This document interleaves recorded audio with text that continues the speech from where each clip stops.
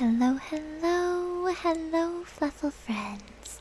Welcome to another cozy night of ASMR Storytime. We are going to continue our reading of The Wind in the Willows. I also have some fun ASMR sounds that you can redeem for channel points, or as I call them, bun points, or bun coins, I should say, if you like. But yeah, I also have throwable pillows, throwable hearts, and I have all of my sound alerts turned off for the night just because they will be too loud and too disruptive during story time. So yeah, let's get started. I hope that it provides you with some cozy, relaxing time and maybe even help you drift off to sleep if it is nighttime for you. Okay, so we are reading The Wind in the Willows by Kenneth Grahame. We are on chapter 7. We are actually almost halfway, not quite halfway, but almost. Okay, chapter 7, The Piper at the Gates of Dawn. The willow wren was twittering his thin little song, hidden himself in the dark selvage of the river bank. Though it was past 10 o'clock at night, the sky still clung to and retained some lingering skirts of light from the departed day, and the sullen heats of the torrid afternoon broke up and rolled away at the dispersing touch of the cool fingers of the short midsummer night. Mole lay stretched on the bank, still panting from the stress of the fierce day that had been cloudless from dawn to late sunset, and waited for his friend to return. He had been on the river with some companions, leaving the water rat free to keep an engagement of long standing with Otter, and he had come back to find the house dark and deserted, and no sign of Rat, who was doubtless keeping it up late with his old comrade. It was still too hot to think of staying indoors, so he lay on some cool dock leaves and thought over the past day and its doings, and how very good they had all been. The rat's light footfall was presently heard approaching over the parched grass. "Oh, the blessed coolness," he said, and sat down, gazing thoughtfully into the river, silent and preoccupied. "You stayed to supper, of course," said the mole presently. "Simply had to," said the rat. "They wouldn't hear of my going before. You know how kind they always are, and they made things as jolly for me as ever they could, right up to the moment I left. But I felt a brute all the time, as it was clear to me they were very unhappy, though they tried to hide it. Mole, I'm afraid they're in trouble. Little Portly is missing again, and you know what a lot his father thinks of him, though he never says much about it." "What, that child?" said the mole lightly. "Well, suppose he is. Why worry about it? He's always straying off and getting lost and turning up again. He's so adventurous, but no harm ever happens to him." "Hello, hello, hello, Gourmet Soupy. Welcome in, welcome, welcome. How are we doing today or night?" Welcome, welcome, welcome to the chat. We are just reading some The Wind in the Willows tonight, doing some cozy ASMR story time. I also do have an ASMR sound redeem where you can choose a sound of your choosing from the list that I have there on the redeem if you'd like to try it out. But yes, welcome, welcome. How are you doing today? Let's see. Everybody hereabouts knows him and likes him just as they do old Otter, and you may be sure some animal or other will come across him and bring him back again all right. Why, we found him ourselves, miles from home, and quite self-possessed and cheerful." "Yes, but this time it's more serious," said the rat gravely. "Let's see, Le Gourmet Soupy says, 'Greetings, how are you?' I'm fine, thank you. I am doing well, thank you. Ready for a cozy, comfy night. Hopefully I won't make myself fall asleep." I like to listen to ASMR videos sometimes when I'm having trouble sleeping, so they make me tired. Let's see. And we are currently on chapter 7, just so you know. We're almost halfway through the book.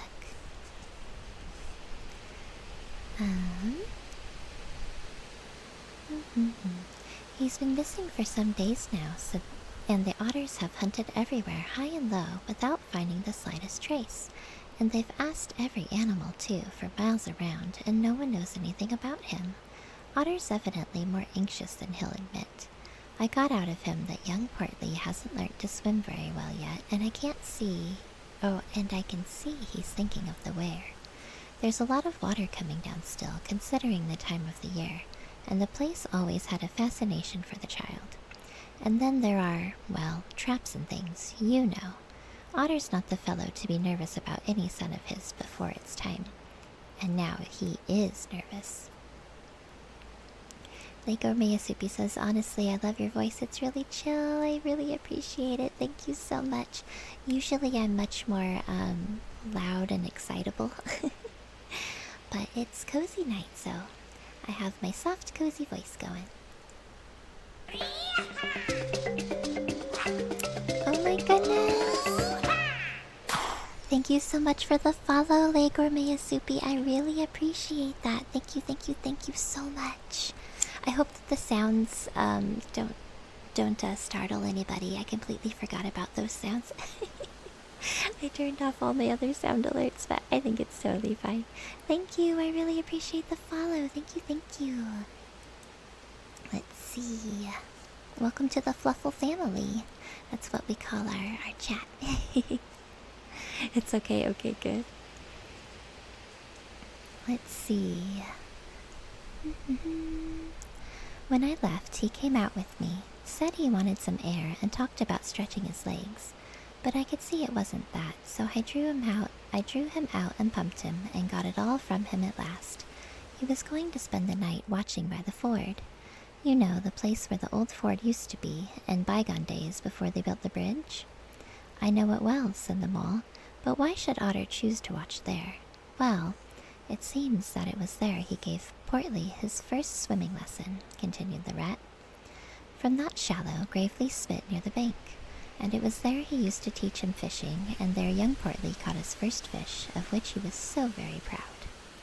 The child loved the spot, and Otter thinks that if he came wandering back from wherever he is anywhere by this time, poor little chap, he might make for the ford he was so fond of.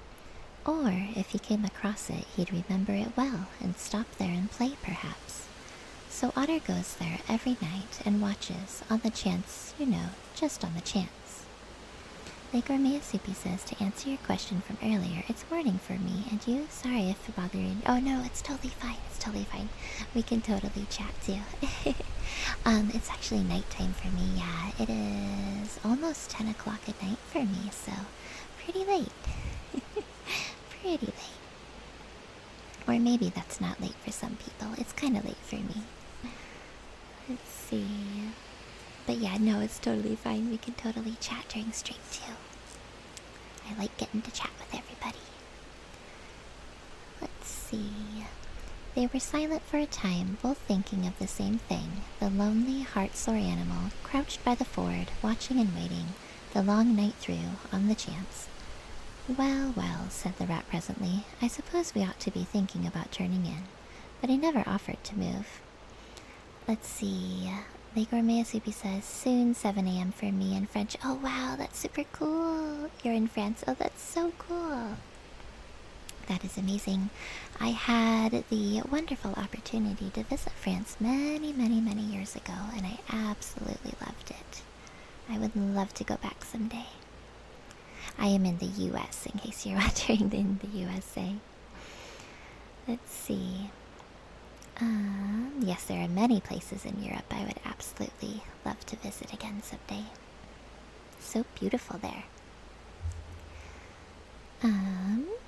Rat, said the mole. I simply can't go and turn in and go to sleep and do nothing, even though there doesn't seem to be anything to be done. We'll get the boat out and paddle upstream. The moon will be up in an hour or so, and then we will search as well as we can.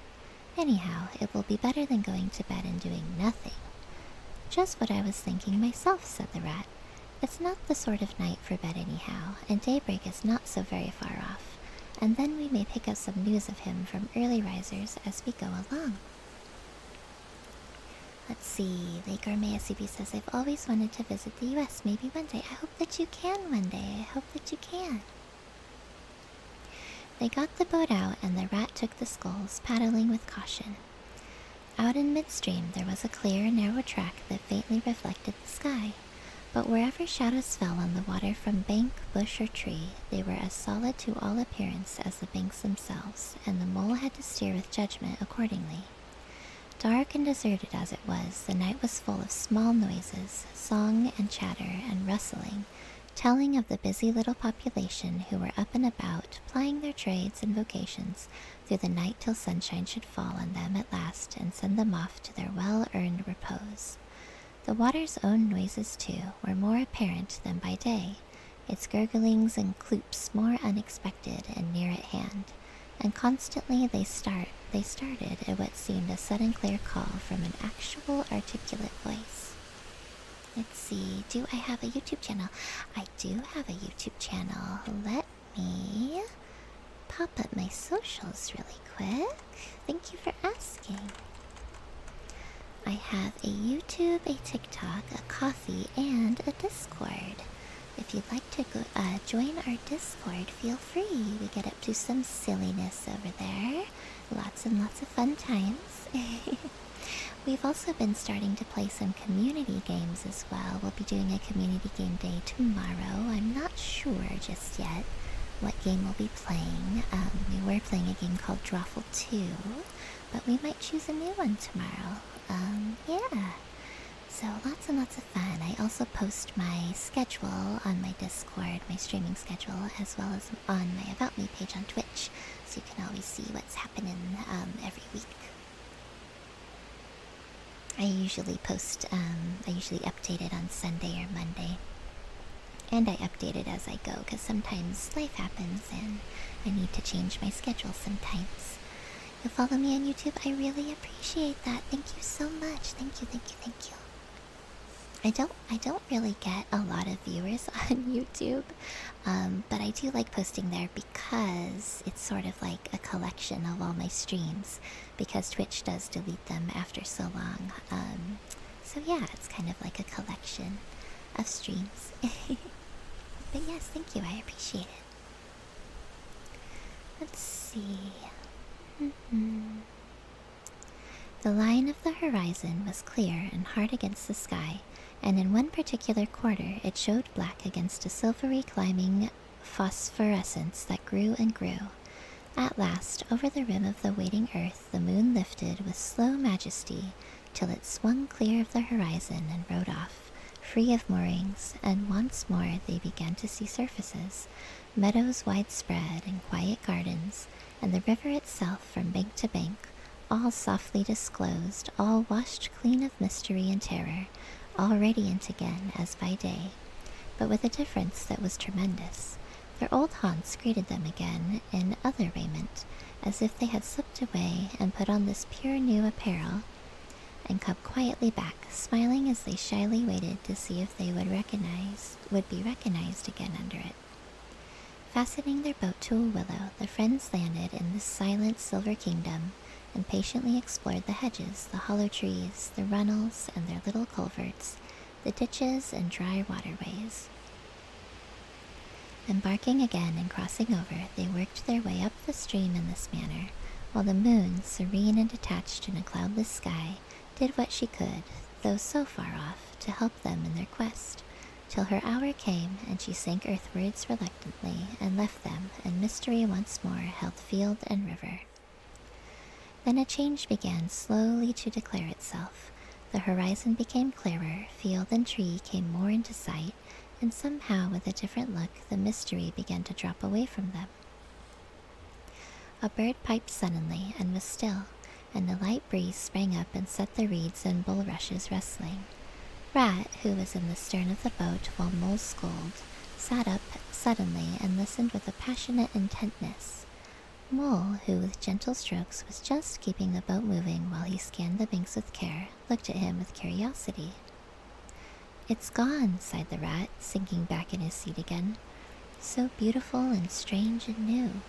Since it was to end so soon, I almost wish I had never heard it, for it has roused a longing in me that is pain, and nothing seems worthwhile but to just hear that sound once more, and go on listening to it forever. No, there it is again, he cried, alert once more. Entranced, he was silent for a long space, spellbound. Now it passes on and I begin to lose it, he said presently. Oh, Mole, the beauty of it, the merry bubble and joy, the thin, clear, happy call of the distant piping. Such music I never dreamed of, and the call in it is stronger even than the music is sweet. Row on, Mole, row, for the music and the call must be for us. The Mole, greatly wondering, obeyed. I hear nothing myself, he said, but the wind playing in the reeds and rushes and osiers. The rat never answered, if indeed he heard. Rapt, transported, trembling, he was possessed in all his senses by this new divine thing that caught up his helpless soul and swung and dandled it, a powerless but happy infant in a strong sustaining grasp. In silence Mole rowed steadily, and soon they came to a point where the river divided, a long backwater branching off to one side. Le Gourmet Soupi says, honestly, your reading is fluid. Well done. Thank you. I really appreciate that. Thank you so much. I try. I do, I do mess up on words quite often, but I'm trying my very best. And if I pause sometimes, it's because I'm drinking water, because reading makes my throat dry, so I gotta stay hydrated. With a slight movement of his head, Rat, who had long dropped the rudder lines, directed the rower to take the backwater. The creeping tide of light gained and gained, and now they could see the color of the flowers that gemmed the water's edge. Oh, thank you for the head pats. Thank you for the paw pats. Let's see. I might not have it where it's supposed to be. Let's find out. Oh, no, it is. Yay. Thank you so much for the paw pats. I really appreciate it. I love head pats. Head pats are the best. Let's see. Clearer and nearer still, cried the rat joyously. Now you must surely hear it. Ah, at last I see you do. Breathless and transfixed, the mole stopped rowing as the liquid run of that glad piping broke on him like a wave, caught him up and possessed him utterly. He saw the tears on his comrade's cheeks and bowed his head and understood. For a space they hung there, brushed by the purple loosestrife that fringed the bank, then the clear, imperious summons that marched hand in hand with the intoxicating melody imposed its will on Mole, and mechanically he bent to his oars again. And the light grew steadily stronger, but no birds sang as they were wont to do at the approach of dawn. And but for the heavenly music all was marvelously still. On either side of them, as they glided onwards, the rich meadow grass seemed that morning of a freshness and a greenness unsurpassable. Never had they noticed the roses so vivid, the willow herbs so riotous, the meadow sweet so odorous and pervading. Then the murmur of the approaching weir began to hold the air, and they felt a consciousness that they were nearing the end, whatever it might be, that surely awaited their expedition. A wide half-circle of foam and glinting lights and shining shoulders of green water, the great weir closed the backwater from bank to bank, troubled all the quiet surface with twirling eddies and floating foam streaks, and deadened all other sounds with its solemn and soothing rumble. In midmost of the stream, embraced in the weir's shimmering arm-spread, a small island lay anchored, fringed close with willow and silver birch and alder. Reserved, shy, but full of significance, it hid whatever it might hold behind a veil, keeping it till the hour should come, and, with the hour, those who were called and chosen. See, Asupi says, I'll let you know if there's a risk of falling asleep, so if you ask me a question and I don't answer, it's your fault. That's okay, that just means that I'm doing my job well if you fall asleep.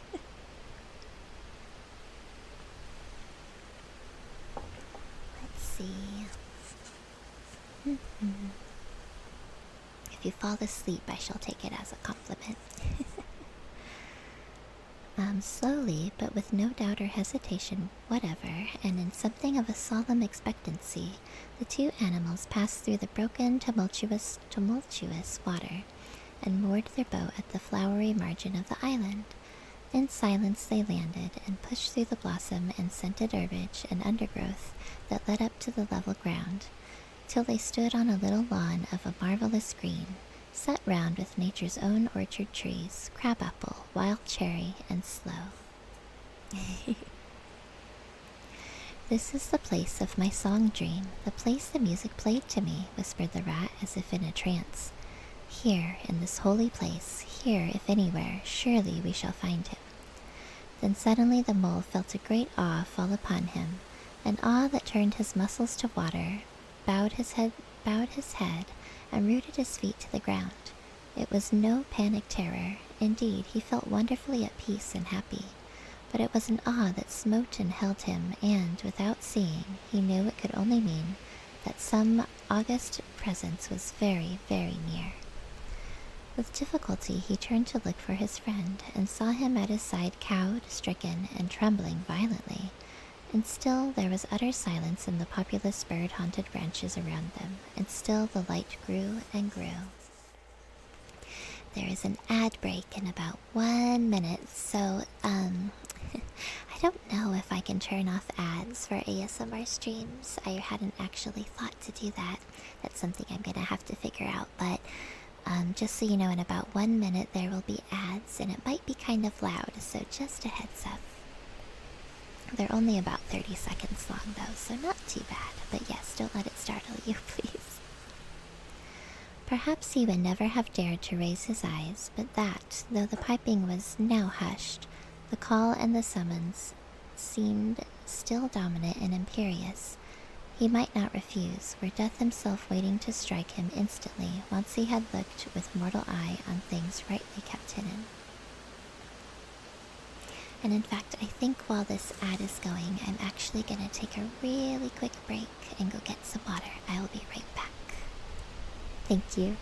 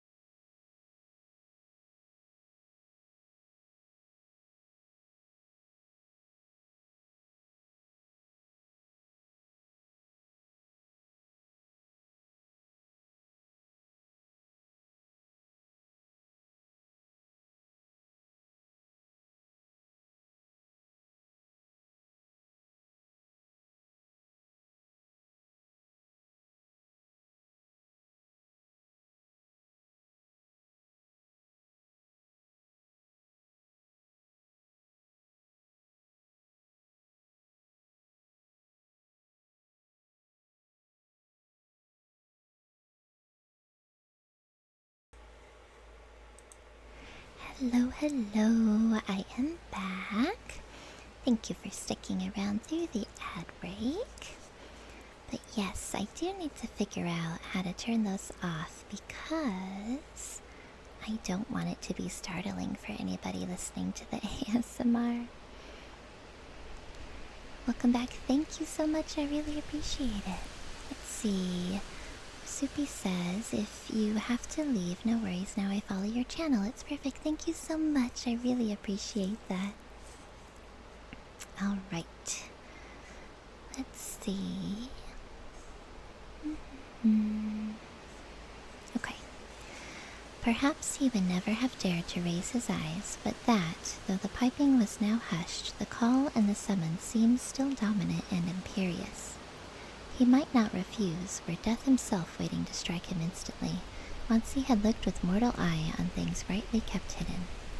Trembling, he obeyed, and raised his humble head, and then, in that utter clearness of the imminent dawn, while nature, flushed with fullness of incredible color, seemed to hold her breath for the event, he looked in the very eyes of the friend and helper, saw the backward sweep of the curved horns, gleaming in the glowing daylight, saw the stern, hooked nose between the kindly eyes that were looking down on them humorously, while the bearded mouth broke into a half-smile at the corners, saw the rippling muscles on the arm that lay across the broad chest, the long supple hand that, still holding the panpipes only just fallen away from the parted lips, saw the splendid curves of the shaggy limbs disposed in majestic ease on the sward, saw, last of all, nestling between his very hoofs, sleeping soundly in entire peace and contentment, the little, round, podgy, childish form of the baby otter.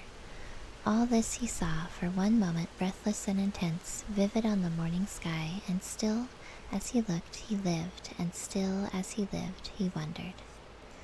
"Rat," he found breath to whisper, shaking, "are you afraid?" "Afraid," murmured the rat, his eyes shining with unutterable love. "Afraid of him? Oh, never, never. And yet, oh mole, I am afraid." Then the two animals, crouching to the earth, bowed their heads and did worship. Sudden and magnificent, the sun's broad golden disk showed itself over the horizon facing them, and the first rays, shooting across the level water meadows, took the animals full in the eyes and dazzled them. When they were able to look once more, the vision had vanished, and the air was full of the carol of birds that hailed the dawn. Let's see, Lake Gourmet Soupy says, just remember that taking care of others is good, but taking care of yourself is very important, so don't neglect your sleep. I will not. Thank you very much. I really appreciate that, and yes, that is totally true. It is very important that we all get enough sleepy sleep.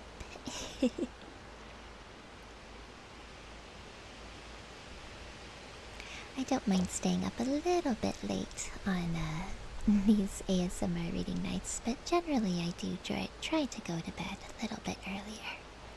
Though this week I actually have been staying up a bit late. I'm not really sure why.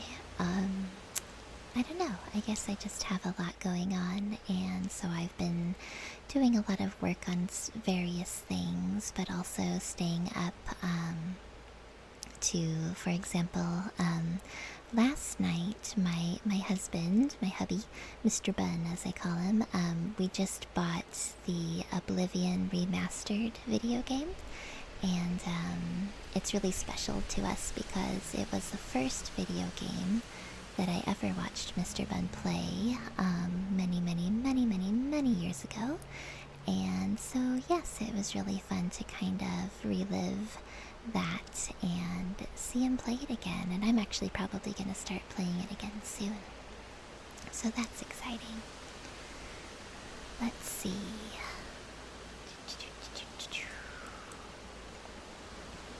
Hello Nebu, hello, welcome in. How are we doing today? Or night, I suppose. We are doing some cozy ASMR tonight, Nebu. If you're not already following Nebu Pookins, please do so. They are a very fun streamer. I guess you can probably hear my keyboard. You get some keyboard tippy-tappies. We're playing Metal Garden. What kind of game is Metal Garden, Nebu? Let's see.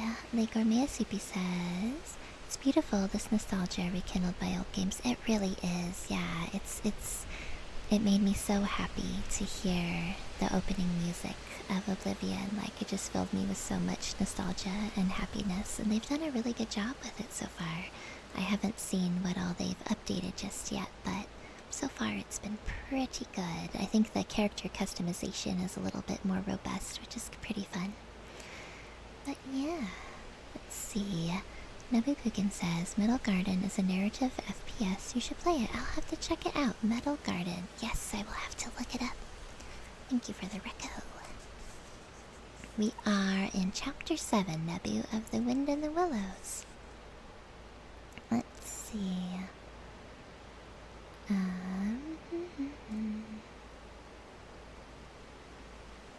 Let me see. I need to find out where I left off reading. Nebu says it has a haunting, beautiful, atmospheric world. Ooh, that sounds really nice. I will definitely have to check it out.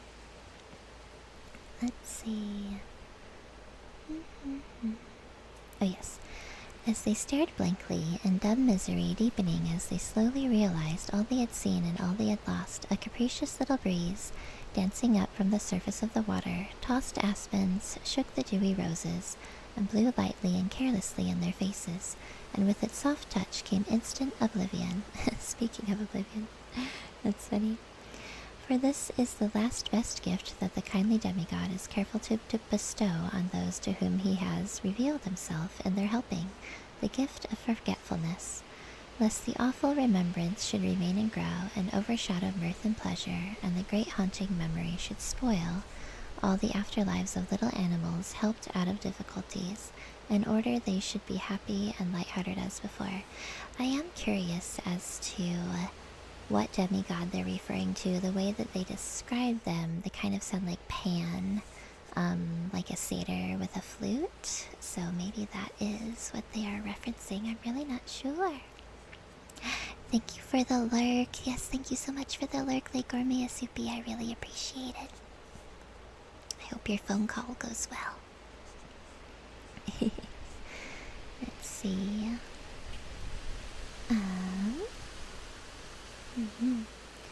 Mole rubbed his eyes and stared at Rat, who was looking about him in a puzzled sort of way. "I beg your pardon, what did you say, Rat?" he asked. "I think I was only remarking," said Rat slowly, "that this was the right sort of place, and that here, if anywhere, we should find him. And look! Why, there he is, the little fellow!" And with a cry of delight he ran towards the slumbering Portly. But Mole stood still a moment, held in thought, as one wakened suddenly from a beautiful dream, who struggles to recall it, and can recapture nothing but a dim sense of the beauty of it, the beauty, till that too fades away in its turn, and the dreamer bitterly accepts the hard, cold waking and all its penalties. So Mole, after struggling with his memory for a brief space, shook his head sadly and followed the Rat. Portly woke up with a joyous squeak and wriggled with pleasure at the sight of his father's friends, who had played with him so often in past days. In a moment, however, his face grew blank, and he fell to hunting round in a circle with pleading whine.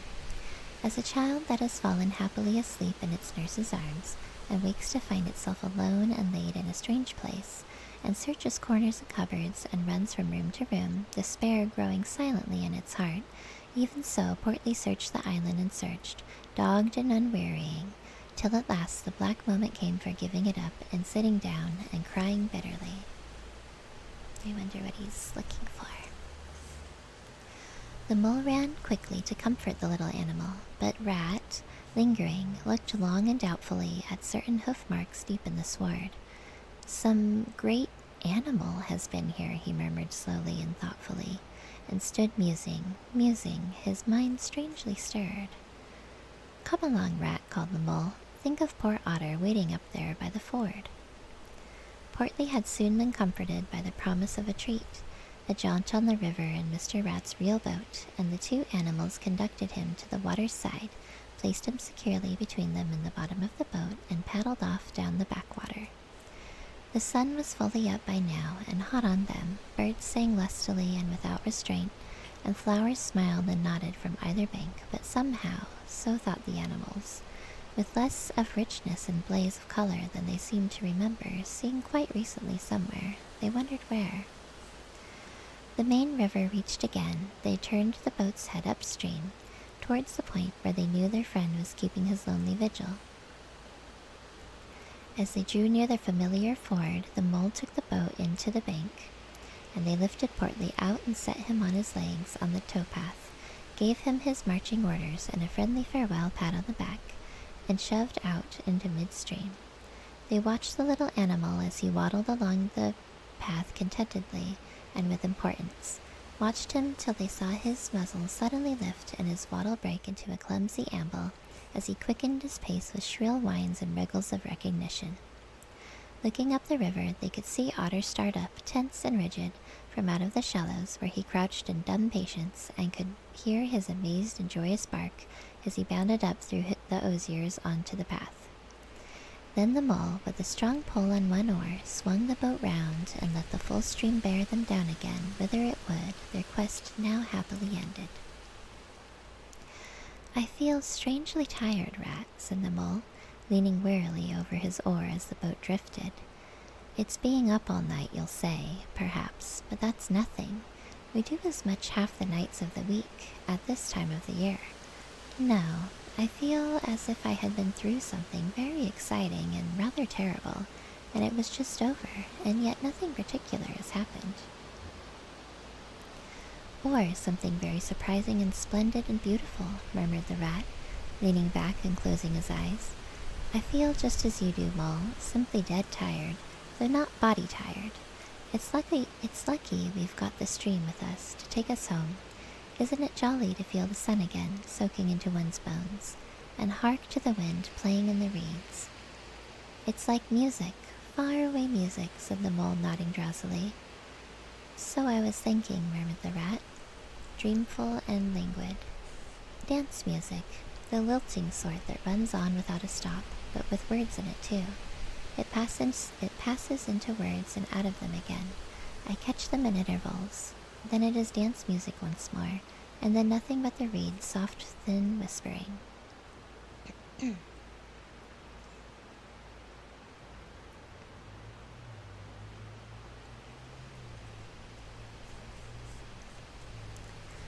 "You hear better than I," said the mole sadly. "I cannot catch the words." "Let me try and give you them," said the rat softly, his eyes still closed. Now it is turning into words again, faint but clear. "Lest the awe should dwell, and turn your frolic to fret, you shall look on my power at the helping hour, but then you shall forget." Now the reeds take it up.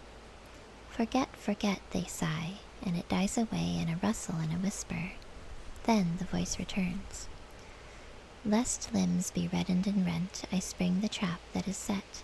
As I loose the snare you may glimpse me there, for surely you shall forget. Row nearer, Mole, nearer to the reeds. It is hard to catch and grows each minute fainter. Helper and healer I cheer, small waifs in the woodland wet. Strays I find in it, wounds I bind in it, bidding them all forget. Nearer, Mole, nearer."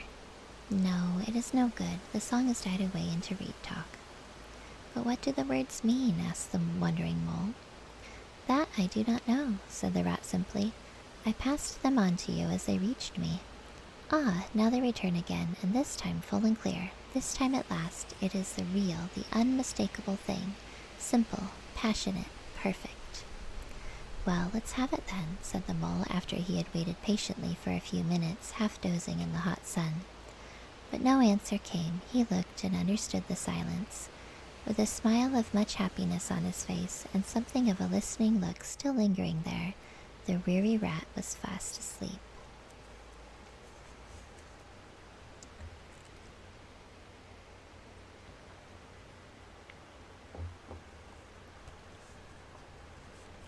Chapter 8, Toad's Adventures. Ooh, this one's going to be interesting. Toad is ever so silly. When Toad found himself immured in a dank and noisome dungeon, and knew that all the grim darkness of a medieval fortress lay between him and the outer world of sunshine and well-metalled high roads, where he had lately been so happy, disporting himself as if he had bought up every road in England. He flung himself at full length on the floor, and shed bitter tears, and abandoned himself to dark despair. "This is the end of everything," he said. "At least it is the end of the career of Toad, which is the same thing, the popular and handsome Toad, the rich and hospitable Toad, the Toad so free and careless and debonair. How can I hope to be ever set at large again?" he said. "Who have been imprisoned so justly for stealing so handsome a motor car in such an audacious manner, and for such lurid and imaginative cheek, bestowed upon such a number of fat, red-faced policemen?" Here his sobs choked him. "Stupid animal that I was," he said. "Now I must languish in this dungeon, till people who were proud to say they knew me have forgotten the very name of Toad. Oh, wise old badger," he said. "Oh, clever, intelligent rat and sensible mole. What sound judgments, what a knowledge of men and matters you possess. Oh, unhappy and forsaken Toad." Well, it is what Toad gets for stealing a motor car. With lamentations such as these, he passed his days and nights for several weeks, refusing his meals or intermediate light refreshments, though the grim and ancient jailer, knowing that Toad's pockets were well lined, frequently pointed out that many comforts, and indeed luxuries, could be arranged to be sent in, at a price, from outside. Wow, I can't believe he's been in jail for weeks. Now the jailer had a daughter, a pleasant wench and good-hearted, who assisted her father in the lighter duties of his post. She was particularly fond of animals, and, besides her canary, whose cage hung on a nail in the massive wall of the keep by day, to the great annoyance of prisoners who relished an after-dinner nap, and was shrouded in an antimacassar. I'm not sure if I said that right. Antimacassar.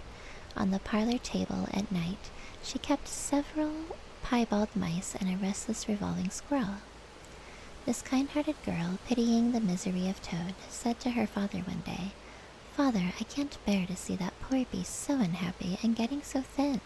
You let me have the managing of him. You know how fond of animals I am. I'll make him eat from my hand and sit up and do all sorts of things." So this is a human then. That's really interesting. I haven't really talked much about humans until just now. They have mentioned them a little bit, but they haven't really been characters in the book until now, I don't think. Her father replied that she could do what she liked with him. He was tired of Toad, and his sulks and his airs and his meanness. So that day she went on her errand of mercy and knocked at the door of Toad's cell. "Now cheer up, Toad," she said coaxingly on entering, "and sit up and dry your eyes and be a sensible animal. And do try and eat a bit of dinner. See, I've brought you some of mine, hot from the oven." It was bubble and squeak between two plates, and its fragrance filled the narrow cell. The penetrating smell of cabbage reached the nose of Toad as he lay prostrate in his misery on the floor, and gave him the idea for a moment that perhaps life was not such a blank and desperate thing as he had imagined. But still he wailed and kicked with his legs and refused to be comforted. So the wise girl retired for the time, but, of course, a good deal of the smell of hot cabbage remained behind, as it will do. And Toad, between his sobs, sniffed and reflected, and gradually began to think new and inspiring thoughts, of chivalry and poetry and deeds still to be done, of broad meadows and cattle browsing in them, raked by sun and wind, of kitchen gardens and straight herb borders, and warm snapdragon beset by bees, and of the comforting clink of dishes set down at the table at Toad Hall, and the scrape of chair legs on the floor as everyone pulled himself close up to his work. The air of the narrow cell took on a rosy tinge. He began to think of his friends, and how they would surely be able to do something, of lawyers, and how they would have enjoyed his case, and what an ass he had been not to get in a few. And lastly, he thought of his own great cleverness and resource, and all that he was capable of if he only gave his great mind to it, and the cure was almost complete. When the girl returned some hours later, she carried a tray with a cup of fragrant tea steaming on it, and a plate piled up with very hot buttered toast, cut thick, very brown on both sides, with the butter running through the holes in it in great golden drops, like honey from the honeycomb. The smell of that buttered toast simply talked to Toad, and with no uncertain voice, talked of warm kitchens, of breakfasts on bright frosty mornings, of cozy parlor firesides on winter evenings, when one's ramble was over and slippered feet were propped on the fender, of the purring of contented cats and the twitter of sleepy canaries. Toad sat up on end once more, dried his eyes, sipped his tea, and munched his toast, and soon began talking freely about himself, and the house he lived in, and his doings there, and how important he was, and what a lot of his friends thought of him. The jailer's daughter saw that the topic was doing him as much good as the tea, as indeed it was, and encouraged him to go on.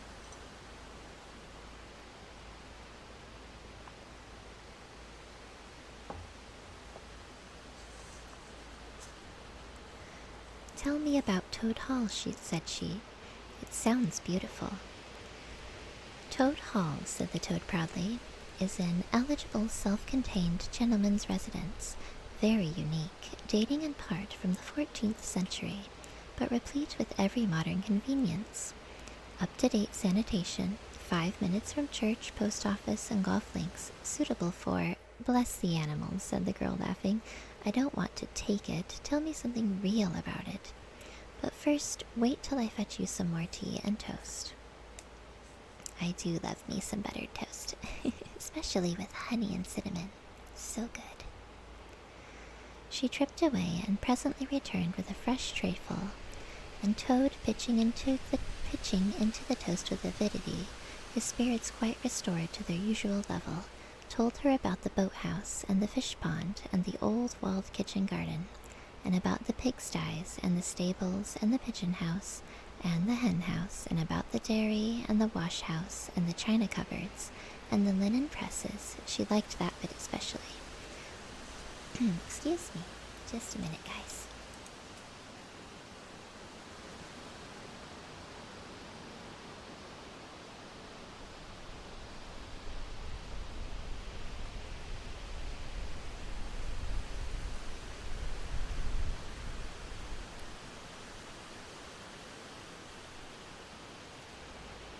Oh my goodness, I got a tickle in my throat. Okay. Let's see, and about the banqueting hall and the fun they had there when the other animals were gathered round the table, and Toad was at his best, singing songs, telling stories, carrying on generally. Then she wanted to know about his animal friends, and was very interested in all he had to tell her about them and how they lived and what they did to pass their time. Of course, she did not say she was fond of animals as pets, because she had the sense to see that Toad would be extremely offended. When she said good night, having filled his water jug and shaken up his straw for him, Toad was very much the same sanguine, self-satisfied animal that he had been of old. He sang a little song or two, of the sort he used to sing at his dinner parties, curled himself up in the straw, and had an excellent night's rest and the pleasantness of dreams. They had many interesting talks together after that, as the dreary days went on, and the jailer's daughter grew very sorry for Toad, and thought it was a great shame that a poor little animal should be locked up in prison for what seemed to her a very trivial offense. Toad, of course, in his vanity, thought that her interest in him proceeded from a growing tenderness, and he could not help half regretting that the social gulf between them was so very wide, for she was a comely lass, and evidently admired him very much. One morning the girl was very thoughtful, and answered at random, and did not seem to Toad to be paying proper attention to his witty sayings and sparkling comments. "Toad," she said presently, "just listen, please. I have an aunt who is a washerwoman." "There, there," said Toad graciously and affably. "Never mind, think no more about it. I have several aunts who ought to be washerwomen." "Do be quiet a minute, Toad," said the girl. "You talk too much, that's your chief fault, and I'm trying to think, and you hurt my head. As I said, I have an aunt who is a washerwoman. She does the washing for all the prisoners in this castle. We try to keep any paying business of that sort in the family, you understand. She takes out the washing on Monday morning and brings it in on Friday evening. This is a Thursday. Now, this is what occurs to me. You're very rich, at least you're always telling me so, and she's very poor. A few pounds wouldn't make any difference to you, and it would mean a lot to her. Now, I think if she were properly approached, squared, I believe, is the word you animals use, you could come to some arrangement by which she would let you have her dress and bonnet and so on, and you could escape from the castle as the official washerwoman. You're very alike in many respects, particularly about the figure. We are not, said the toad in a huff. I have a very elegant figure, for what I am. So has my aunt, replied the girl, for what she is, but have it your own way, you horrid, proud, ungrateful animal, when I'm sorry for you and trying to help you. Yes, yes, that's all right. Thank you very much indeed, said the toad hurriedly. But look here. You wouldn't surely have Mr. Toad of Toad Hall going about the country disguised as a washerwoman. Then you can stop here as a toad, replied the girl with much spirit. I suppose you want to go off in a coach and four. Honest Toad was always ready to admit himself in the wrong. You are a good, kind, clever girl, he said, and I am indeed a proud and a stupid toad. Introduce me to your worthy aunt, if you'll be so kind. And I have no doubt that the excellent lady and I will be able to arrange terms satisfactory to both parties. Next evening the girl ushered her aunt into Toad's cell, bearing his week's washing pinned up in a towel. The old lady had been prepared beforehand for the interview, and the sight of certain golden sovereigns that Toad had thoughtfully placed on the table in full view practically completed the matter and left little further to discuss. In return for his cash, Toad received a cotton print gown, an apron, a shawl, and a rusty black bonnet. The only stipulation the old lady made being that she should be gagged and bound and dumped down in a corner. By this not very convincing artifice, she explained, aided by picturesque fiction which she could supply herself, she hoped to retain her situation, in spite of the suspicious appearance of things. Toad was delighted with the suggestion. It would enable him to leave the prison in some style, and with his reputation for being a desperate and dangerous fellow untarnished, and he readily helped the jailer's daughter to make her aunt appear as much as possible the victim of circumstances over which she had no control.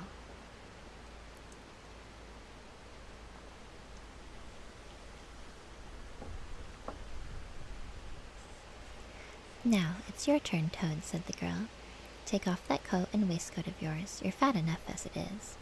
Shaking with laughter, she proceeded to hook and eye him into the cotton print gown, arranged the shawl with a professional fold, and tied the strings of the rusty bonnet under his chin. You're the very image of her, she giggled, only I'm sure you never looked half so respectable in all your life before. Now, goodbye, Toad, and good luck. Go straight down the way you came up, and if anyone says anything to you, as they probably will, being but men, you can chafe back a bit, of course, but remember you're a widow woman, quite alone in the world, and with a character to lose. With a quaking heart, but as firm a footstep as he could command, Toad set forth cautiously in what seemed to be a most harebrained and hazardous undertaking. But he was soon agreeably surprised to find how easy everything was made for him, and a little humbled at the thought that his popularity and the sex that seemed to inspire it were really another's. The washerwoman's squat figure in its familiar cotton print seemed a passport for every barred door and grim gateway, even when he hesitated, uncertain as to the right turning to take. He found himself helped out of his difficulty by the warder at the next gate, anxious to be off to his tea, summoning him to come along sharp and not keep him waiting there all night. The chaff and the humorous sallies to which he was subjected, and to which, of course, he had to provide prompt and effective reply, formed, indeed, his chief danger. For Toad was an animal with a strong sense of his own dignity, and the chaff was mostly, he thought,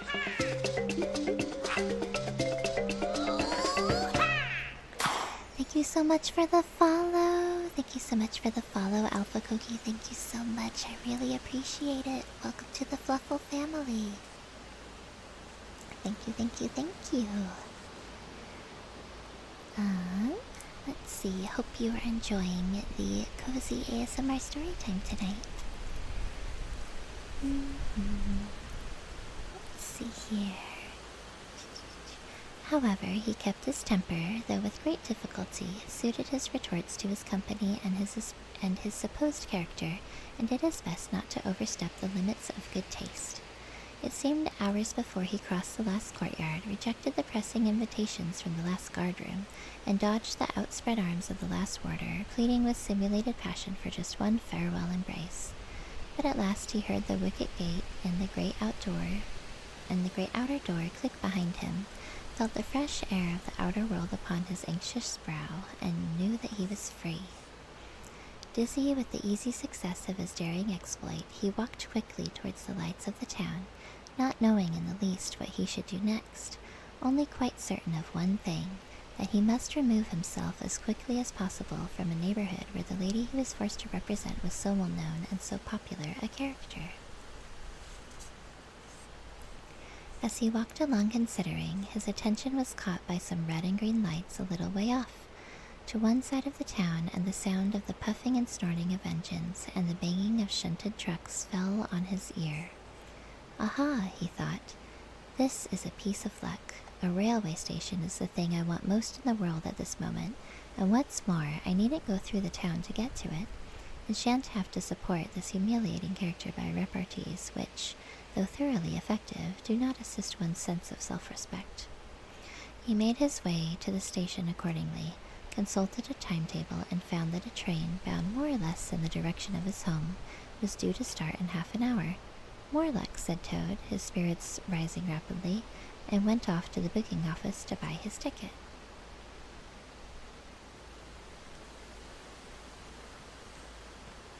What I am curious about is, once they figure out that he has escaped, won't they just come find him again? If he's just gonna go back to his house. He gave the name of the station that he knew to be nearest to the village of which Toad Hall was the principal feature, and mechanically put his fingers in search of the necessary money where his waistcoat pocket should have been. But here the cotton gown, which had nobly stood by him so far, and which he had basely forgotten, intervened and frustrated his efforts. In a sort of nightmare he struggled with a strange uncanny thing that seemed to hold his hands, turn all muscular strivings to water, and laugh at him all the time, while other travelers, forming up in a line behind, waited with impatience, making suggestions of more or less value and comments of more or less stringency and point. At last, somehow, he never rightly understood how, he burst the barriers, attained the goal, arrived at where all waistcoat pockets are eternally situated, and found not only no money, but no pocket to hold it, and no waistcoat to hold the pocket. To his horror, he recollected that he had left both coat and waistcoat behind him in his cell, and with them his pocketbook. Sorry, just a minute, I got a tickle in my throat again.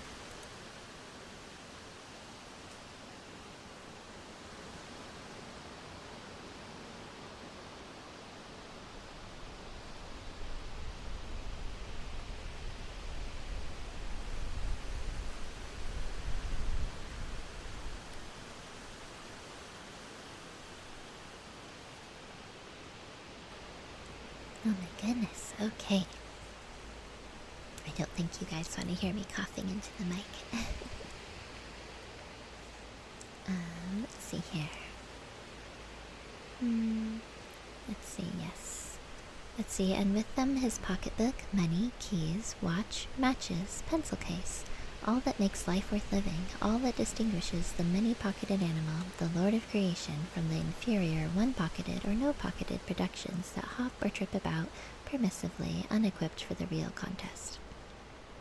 Wow, he does think very highly of himself and his clothing. In his misery, he made one desperate effort to carry the thing off, and, with a return to his fine old manner, a blend of the squire and the college don, he said, "Look here, I find I've left my purse behind. Just give me that ticket, will you, and I'll send the money on tomorrow. I'm well known in these parts." The clerk stared at him and the rusty black bonnet a moment, and then laughed. "I should think you were pretty well known in these parts," he said, "if you tried this game on often. Here, stand away from the window, please, madam. You're obstructing the other passengers." An old gentleman, who had been prodding him in the back for some moments here, thrust him away, and, what was worse, addressed him as his good woman, which angered Toad more than anything that had occurred that evening. Baffled and full of despair, he wandered blindly down the platform where the train was standing, and tears trickled down each side of his nose. It was hard, he thought, to be within sight of safety and almost home, and to be balked by the want of a few wretched shillings, and by the pettifogging mistrustfulness of paid officials. Very soon his escape would be discovered. The hunt would be up, he would be caught, reviled, loaded with chains, dragged back again to prison and bread and water and straw.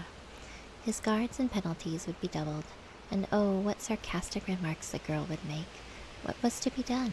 He was not swift of foot. His figure was unfortunately recognizable. Could he not squeeze under the seat of a carriage? He had seen this method adopted by schoolboys when the journey money provided by thoughtful parents had been diverted to other and better ends. As he pondered, he found himself opposite the engine, which was being oiled, wiped, and generally caressed by its affectionate driver, a burly man with an oil can in one hand and a lump of cotton waste in the other. "Hello, Mother," said the engine driver. "What's the trouble? You don't look particularly cheerful." "Oh, sir," said Toad, crying afresh, "I am a poor, unhappy washerwoman, and I've lost all my money and can't pay for a ticket, and I must get home tonight somehow, and whatever am I to do, I don't know. Oh dear, oh dear." "That's a bad business indeed," said the engine driver reflectively. "Lost your money and can't get home, and got some kids, too, waiting for you, I dare say." "Any amount of 'em," sobbed Toad, "and they'll be hungry and playing with matches and upsetting lamps, the little innocents, and quarreling and going on generally. Oh dear, oh dear." "Well, I'll tell you what I'll do," said the good engine driver. "You're a washerwoman to your trade, says you. Very well, that's that. And I'm an engine driver, as you well may see, and there's no denying it's terribly dirty work. Uses up a power of shirts, it does, till my missus is fair tired of washing of 'em. If you'll wash a few shirts for me when you get home and send 'em along, I'll give you a ride on my engine.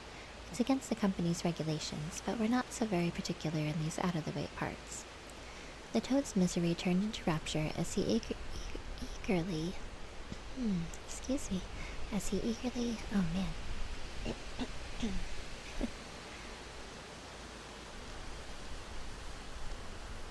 Sorry, guys. Okay.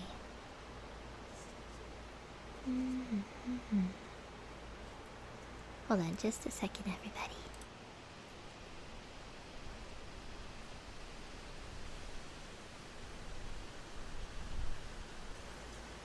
Okay, let's see. The Toad's misery turned into rapture as he eagerly scrambled up into the cab of the engine. Of course, he had never washed a shirt in his life, and couldn't if he tried, and anyhow, he wasn't going to begin. But, he thought, when I get safely home to Toad Hall, and have money again and pockets to put it in, I will send the engine driver enough to pay for quite a quantity of washing, and that will be the same thing, or better. I don't know if he'll think it's the same thing, though. The guard waved his welcome flag, the engine driver whistled in cheerful response, and the train moved out of the station.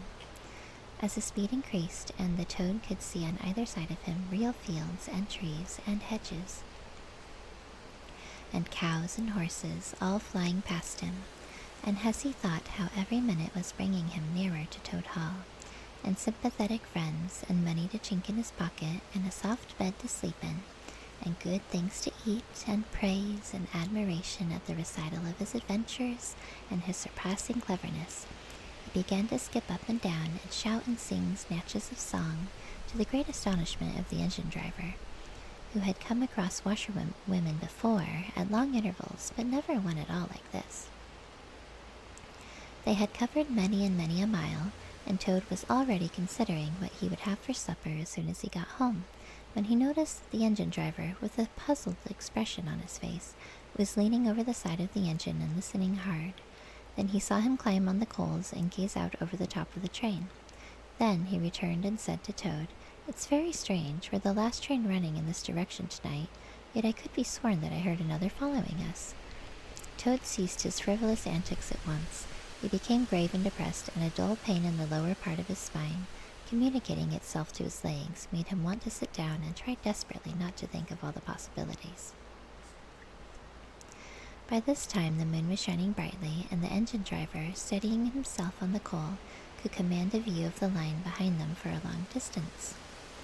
Presently he called out, "I can see it clearly now. It is an engine on our rails, coming along at a great pace. It looks as if we were being pursued." The miserable Toad, crouching in the coal dust, tried hard to think of something to do, with dismal want of success.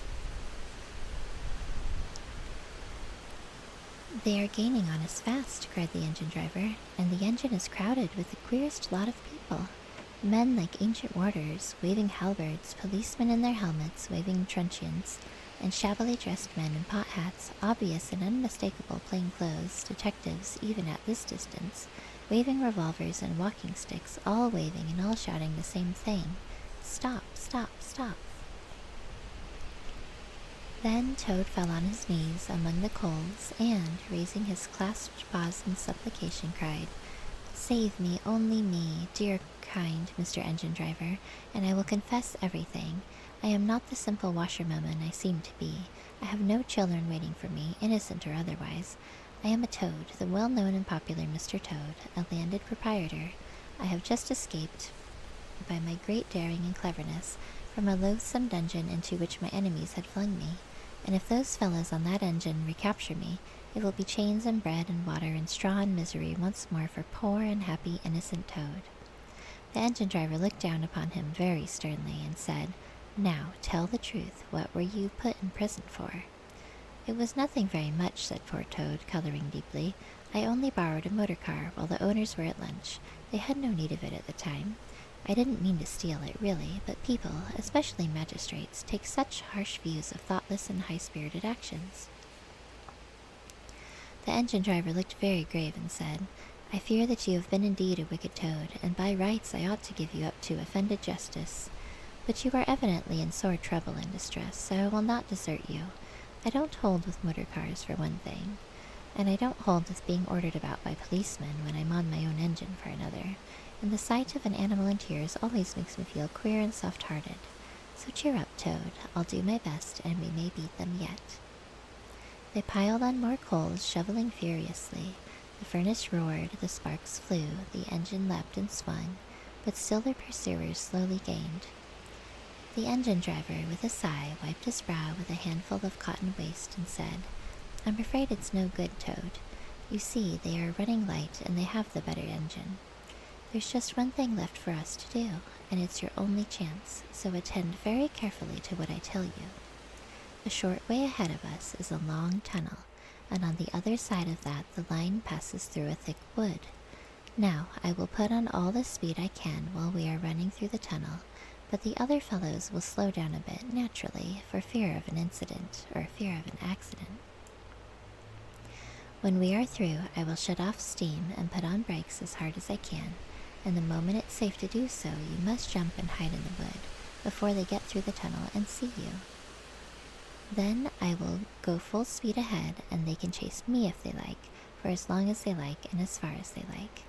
Now mind and be ready to jump when I tell you."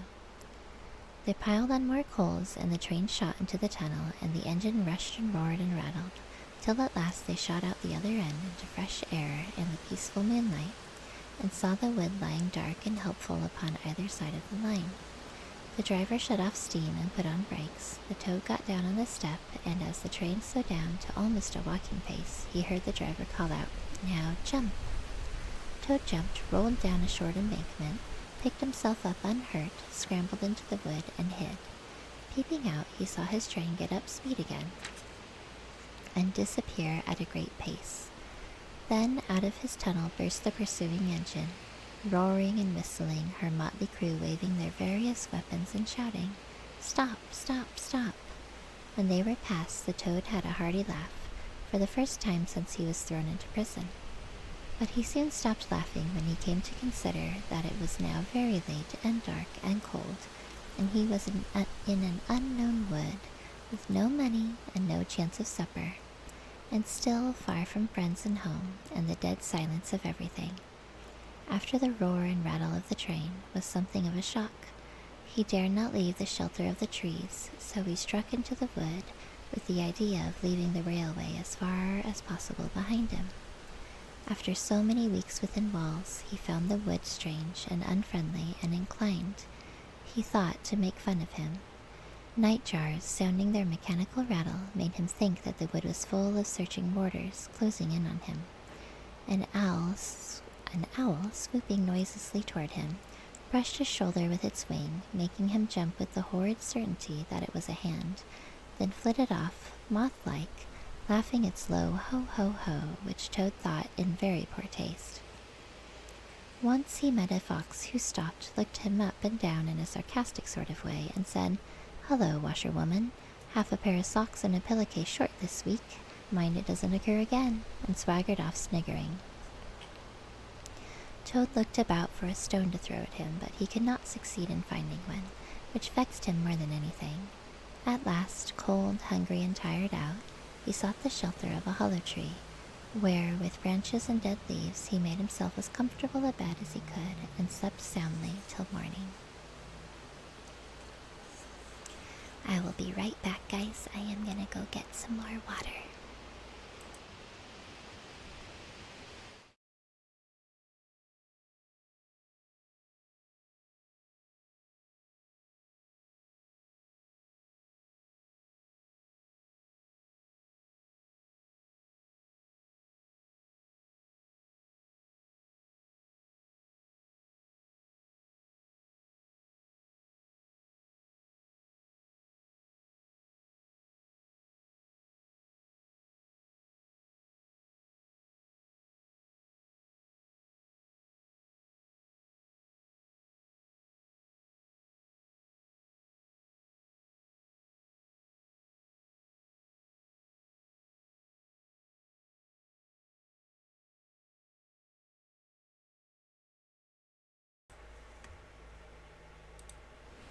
All right, we are now on chapter 9, and this will probably be the last chapter of the night. Yes, okay. Chapter 9, Wayfarers All. The water rat was restless, and he did not exactly know why. To all appearances, the summer's pump was still at fullest height, and although in the tilled acres green had given way to gold, though rowans were reddening and the woods were dashed here and there with a tawny fierceness, yet light and warmth and color were still present in undiminished measure, clean of any chilly premonitions of the passing year. But the constant chorus of the orchards and hedges had shrunk to a casual evensong from a few yet unwearied performers. The robin was beginning to assert himself once more, and there was a feeling in the air of change and departure. The cuckoo, of course, had long been silent, but many another feathered friend, for months a part of the familiar landscape and its small society, excuse me, was missing too, and it seemed that the ranks thinned steadily day by day. Rat, ever observant, just a second, guys, hold on.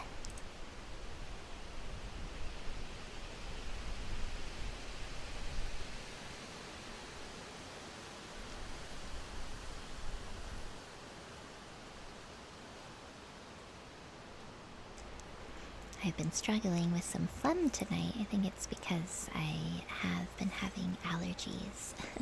Springtime allergies. Okay. Let's see.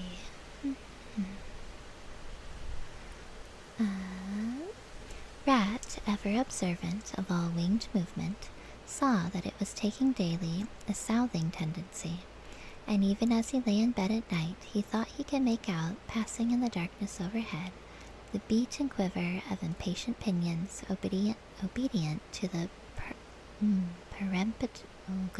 peremptory call.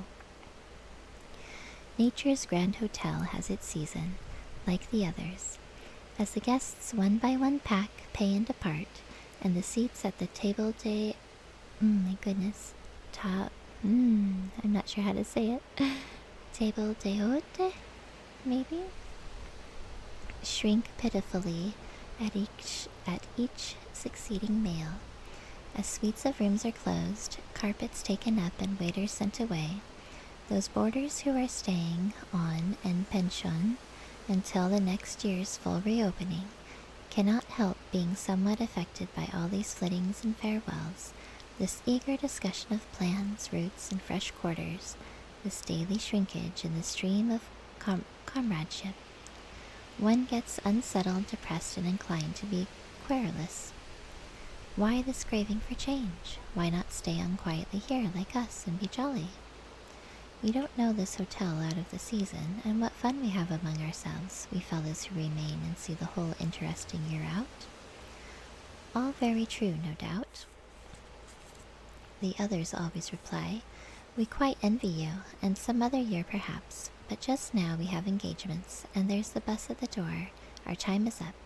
So they depart with a smile and a nod, and we miss them and feel resentful. The rat was a self-sufficing sort of animal, rooted to the land, and whoever went, he stayed. Still, he could not help noticing what was in the air and feeling some of its influence in his bones. It was difficult to settle down to anything seriously, with all this flitting going on. Leaving the waterside, where rushes stood thick and tall in a stream that was becoming sluggish and low, he wandered countrywards, crossed a field or two of pasturage already looking dusty and parched, and thrust into the great realm of wheat, yellow, wavy, and murmurous, full of quiet motion and small whisperings. Here he often loved to wander, through the forest of stiff, strong stalks that carried their own golden sky away over his head, a sky that was always dancing, shimmering, softly talking, or swaying strongly to the passing wind, and recovering itself with a toss and a merry laugh.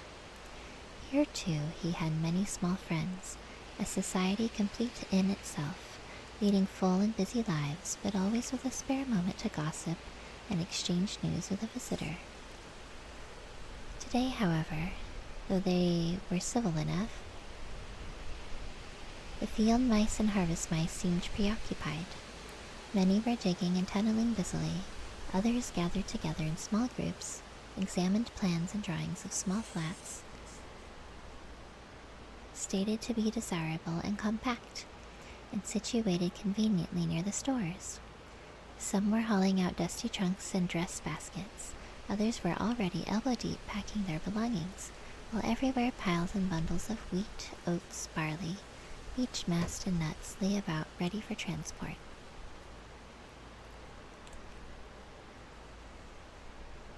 "Here's old Ratty," they cried as soon as they saw him. "Come and bear a hand, Rat, and don't stand about idle." "What sort of games are you up to?" said the Water Rat severely. "You know it isn't time to be thinking of winter quarters yet, by a long way." "Oh yes, we know that," explained a field mouse rather shamefacedly. "But it's always as well to be in good time, isn't it? We really must get all the furniture and baggage and stores moved out of this before those horrid machines begin clicking round the fields. And then, you know, the best flats get picked up so quickly nowadays. And if you're late, you have to put up with anything, and they want such a lot of doing up to, before they're fit to move into. Of course, we're early, we know that, but we're only just making a start." "Oh, bother starts," said the Rat. "It's a splendid day. Come for a row, or a stroll along the hedges, or a picnic in the woods, or something." "Well, I think not today, thank you," replied the field mouse hurriedly. "Perhaps some other day, when we've more time." The Rat, with a snort of contempt, swung round to go, tripped over a hat box, and fell, with undignified remarks. "If people would be more careful," said a field mouse rather stiffly, "and look where they're going, people wouldn't hurt themselves and forget themselves. Mind that hold, all Rat. You'd better sit down somewhere. In an hour or two we may be more free to attend to you. Hello, Tabatai. Hello, hello. How are you doing today? Welcome, welcome, welcome. We are doing cozy ASMR times. If you're not already following Tabatai Tilesane, please do so. They are an amazing artist. They do wonderful, wonderful work. see. How are you doing today, Tabatai? Hope you're having a good day. It is just about bedtime for me. We are in, I believe this is chapter 9. Chapter 9 of The Wind and the Willows. We are over halfway done with the book.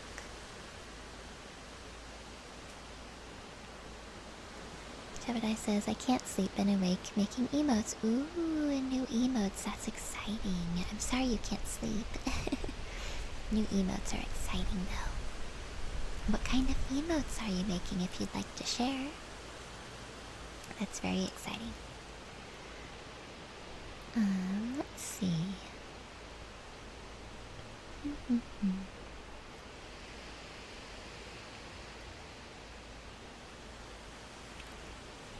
Oh, cute. Let me see. Tebatai, hi. Oh my goodness, that's super cute. Tebatai hug. Aw, I love that. I love those. Those are so good. Those are so good, Tebatai. You guys, if you're not already following Tebatai, you really, really should be. They do some amazing artwork. I love your emotes. Yeah, those are so good. I love them. Let's see. You won't be free, as you call it, much this side of Christmas. I can see that, retorted the rat grumpily, as he picked his way out of the field. He returned somewhat despondently to his river again. His faithful, steady-going old river, which never packed up, flitted, or went into winter quarters. There's an ad break in about 1 minute, you guys. I still haven't figured out how to, my goodness, what I really need to do is, I think I can just turn them off, possibly. But yeah, so don't let the ad break scare you. Going from quiet coziness to super loud ads. I know, right? I need to turn them off for ASMR streams. I need to remember to do that. Sorry, guys. Ad break starting soon. Let's see here. In the osiers which fringed the bank, he spied a swallow sitting. Presently it was joined by another, and then by a third, and the birds, fidgeting restlessly on their bough, talked together earnestly and low. What, already? Said the rat, strolling up to them. What's the hurry? I call it simply ridiculous. Oh, we're not off yet, if that's what you mean, replied the first swallow. We're only making plans and arranging things. Talking it over, you know. What route we're taking this year, and where we'll stop, and so on. That's half the fun. Fun, said the rat. Now that's just what I don't understand. If you've got to leave this pleasant place, and your friends who will miss you, and your snug homes that you've just settled into, why, when the hour strikes, I've no doubt you'll go bravely, and face all the trouble and discomfort and change and newness, and make believe that you're not very unhappy. But to want to talk about it, or even think about it, till you really need, no, you don't understand. I'm going to go ahead and wait until the ad break is over before I keep reading, since it's only about 30 seconds long. Just a minute, everybody.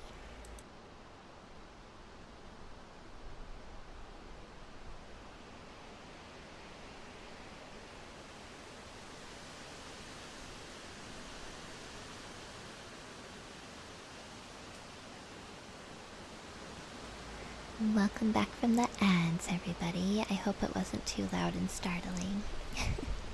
I will do my best to remember to turn those off for the next Storytime stream. Let's see. No, you don't understand, naturally, said the second swallow. First, we feel it stirring within us, a sweet unrest. Then back come the recollections one by one, like homing pigeons. They flutter through our dreams at night. They fly with us in our wheelings and circlings by day. We hunger to inquire of each other, to compare notes and assure ourselves that it was all really true. As one by one, the scents and sounds and names of long-forgotten places come gradually back and beckon to us. Couldn't you stop on for just this year? Suggested the water rat wistfully. We'll all do our best to make you feel at home. You've no idea what good times we have here while you are far away. I tried stopping on one year, said the third swallow. I had grown so fond of the place that when the time came I hung back and let the others go on without me. For a few weeks it was all well enough, but afterwards, oh, the weary length of the nights, the shivering, sunless days, the air so clammy and chill, and not an insect in an acre of it. No, it was no good. My courage broke down, and one cold, stormy night I took wing, flying well inland on account of the strong easterly gales. It was snowing hard as I beat through the passes of the great mountains, and I had a stiff fight to win through, but never shall I forget the blissful feeling of the hot sun again on my back as I sped down to the lakes that lay so blue and placid below me, and the taste of my first fat insect. The past was like a bad dream, the future was all happy holiday as I moved southwards week by week, easily, lazily, lingering as long as I dared, but always heeding the call. No, I had had my warning. Never again did I think of disobedience. Ah yes, the call of the south, twittered the other two dreamily. Its songs, its hues, its radiant air. Oh, do you remember? And forgetting the rat, they slid into passionate reminiscence, while he listened fascinated, and his heart burned within him. In himself, too, he knew that it was vibrating at last, that chord hitherto dormant and unsuspected. The mere chatter of these southern-bound birds, their pale and second-hand reports, had yet power to awaken this wild new sensation and thrill him through and through with it. What would one moment of the real thing work in him, one passionate touch of the real southern sun, one waft of the authentic odor? With closed eyes he dared to dream a moment in full abandonment, and when he looked again the river seemed steely and chill, the green fields gray, acid, lightless. Then his loyal heart seemed to cry out on his weaker self for its treachery. "Why do you ever come back then at all?" he demanded of the swallows jealously. "What do you find to attract you in this poor drab little country?" "And do you think," said the first swallow, "that the other call is not for us too, in its due season? The call of lush meadow grass, wet orchards, warm, insect-haunted ponds, of browsing cattle, of haymaking, and all the farm buildings clustering round the house of the perfect eaves?" "Do you suppose," asked the second one, "that you are the only living thing that craves with a hungry longing to hear the cuckoo's note again?" "In due time," said the third, "we shall be homesick once more for quiet water lilies swaying on the surface of an English stream. But today all that seems pale and thin and very far away. Just now our blood dances to other music." They fell a-twittering among themselves once more, and this time their intoxicating babble was of violet seas, tawny sands, and lizard-haunted walls.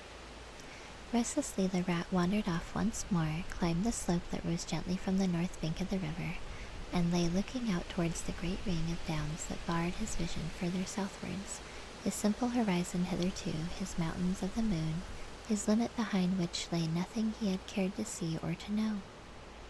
Today, to him gazing south with a new-born need stirring in his heart, the clear sky over their long, low outlines seemed to pulsate with promise. Today the unseen was everything, the unknown, the only real fact of life. On this side of the hills was now the real blank, on the other lay the crowded and colored panorama that his inner eye was seeing so clearly. Hello, hello, VT, hello. Welcome in, welcome to the chat. How are we doing today? We are doing some ASMR cozy story time. We are reading The Wind and the Willows by Kenneth Grahame. But yes, hello, hello, welcome in.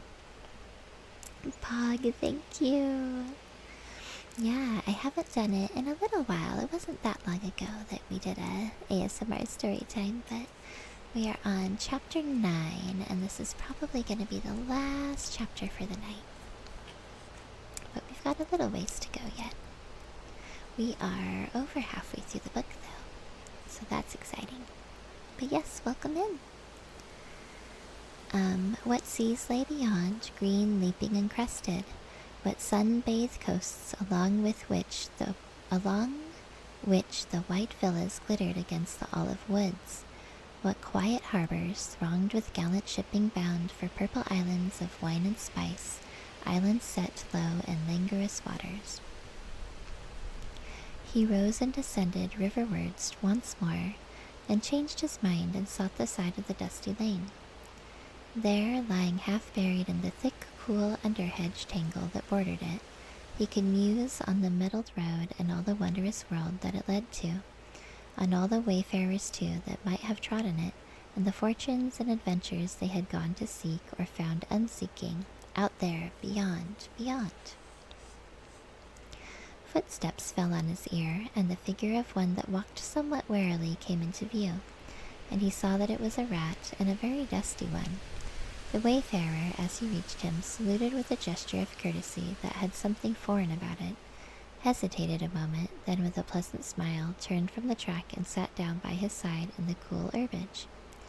He seemed tired, and the rat let him rest unquestioned, understanding something of what was in his thoughts, knowing too the value of all animals attached at times to mere silent companionship. Oh my goodness! Thank you so much for the raid. Oh my goodness, thank you so much. I really appreciate it. Wow, hello, hello. Thank you for the follow, VT. Thank you for the follow. Thank you so much. I really appreciate it. Let's see. Oh my goodness, you guys. Wow, look at that. Look at that. We surpassed our follower goal. Thank you so much. Thank you so much.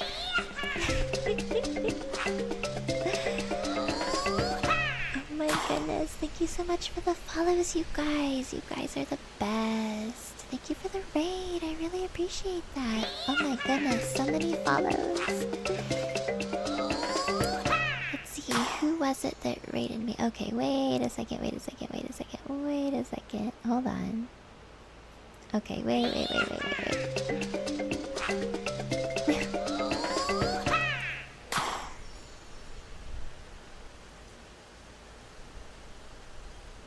Oh my goodness, thank you so much. Thank you so much. I really appreciate that.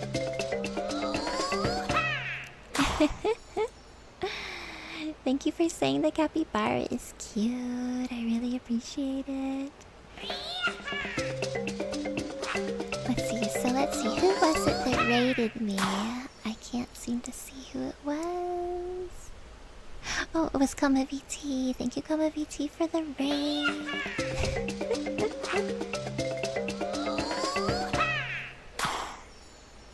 And already in love with the follow sounds. Thank you so much. Yes, that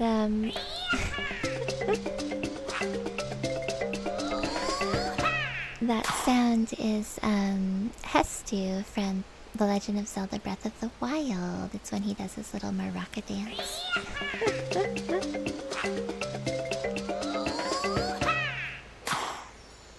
Thank you so much for the follows, you guys. I really appreciate it. You guys are the best.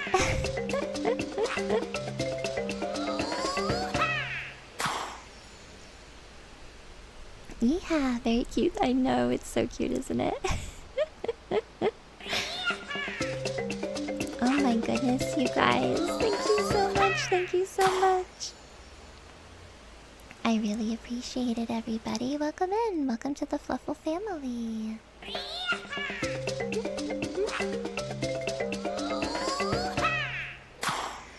My goodness.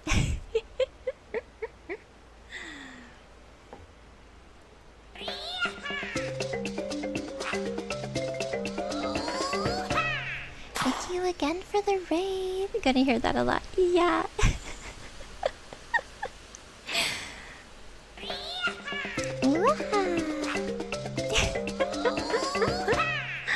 Oh my goodness, you guys. I really appreciate it. Usually I am like much more excitable and rambunctious, but I'm trying to have a calm and quiet voice. I'm trying to have a calm and quiet voice because it's an ASMR stream. But usually I am quite hyper and excitable. Thank you so much for all the follows. I really appreciate it, you all. Oh my goodness, that is amazing. You guys are the best. Thank you so much. Thank you so much for the raid, VT. I really appreciate it. Oh my goodness. I just realized I should give you a shout out. Thank you so very much.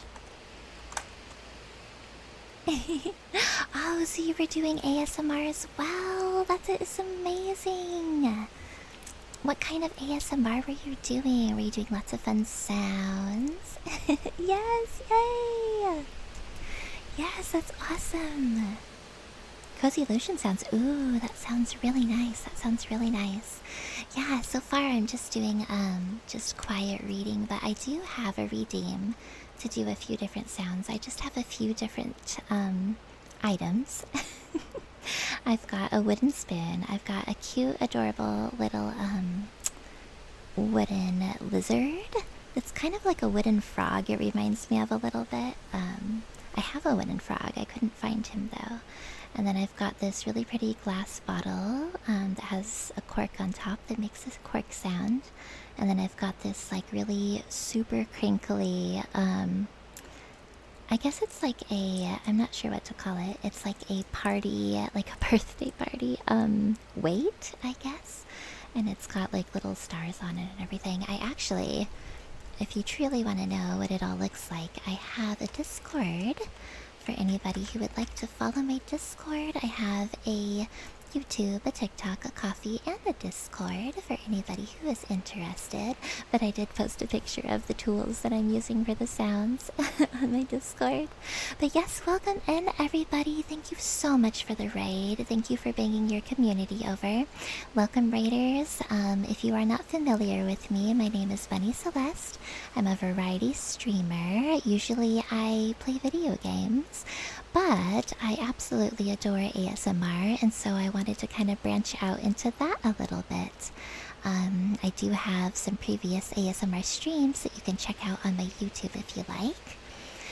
But yeah, tomorrow we're going to be doing some community games. Not entirely sure which game just yet. Last time we did a game. Thank you for the follow. Oh my goodness, thank you so much. Last time I did we did a game called Drawful 2, which was super fun. We're also doing a community game of V Rising, which is like a cozy vampire game, which is super fun. It just had a new update come out, and we'll probably be doing that on Mondays. But yes, thank you so much for all the follows. You guys are so awesome. I really appreciate it. And thank you so much for bringing your community over. If you do need to raid and leave to do some after stream care, I totally understand. Feel free to lurk if you like, or if you need to head out, that's totally fine too. But yeah, I will be finishing up probably this chapter, and then I may need to head to bed, you guys, because it is very late for me. I don't know what time it is for you right now. It is almost 11:30 at night for me. But yeah, welcome everybody. I will continue to read this story, and yeah, I hope you enjoy. Maybe it will send you off to sleep. Have a good cozy night. Thank you again. 2 a.m. Oh wow, yes, that is super late or early depending on how you look at it. But yes, I really appreciate the raid. I really do. It means a whole lot. And welcome in everybody, and thank you for all the follows. Welcome to the Fluffle family. And have a good rest of your day and night. Let's see.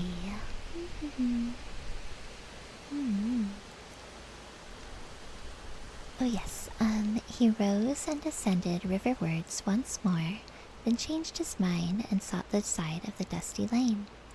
There, lying half buried in the thick, cool underhedge tangle that bordered it, he could muse on the metalled road and all the wondrous world that it led to, on all the wayfarers too. Oh wait, no, we already read this part, didn't we? That's right.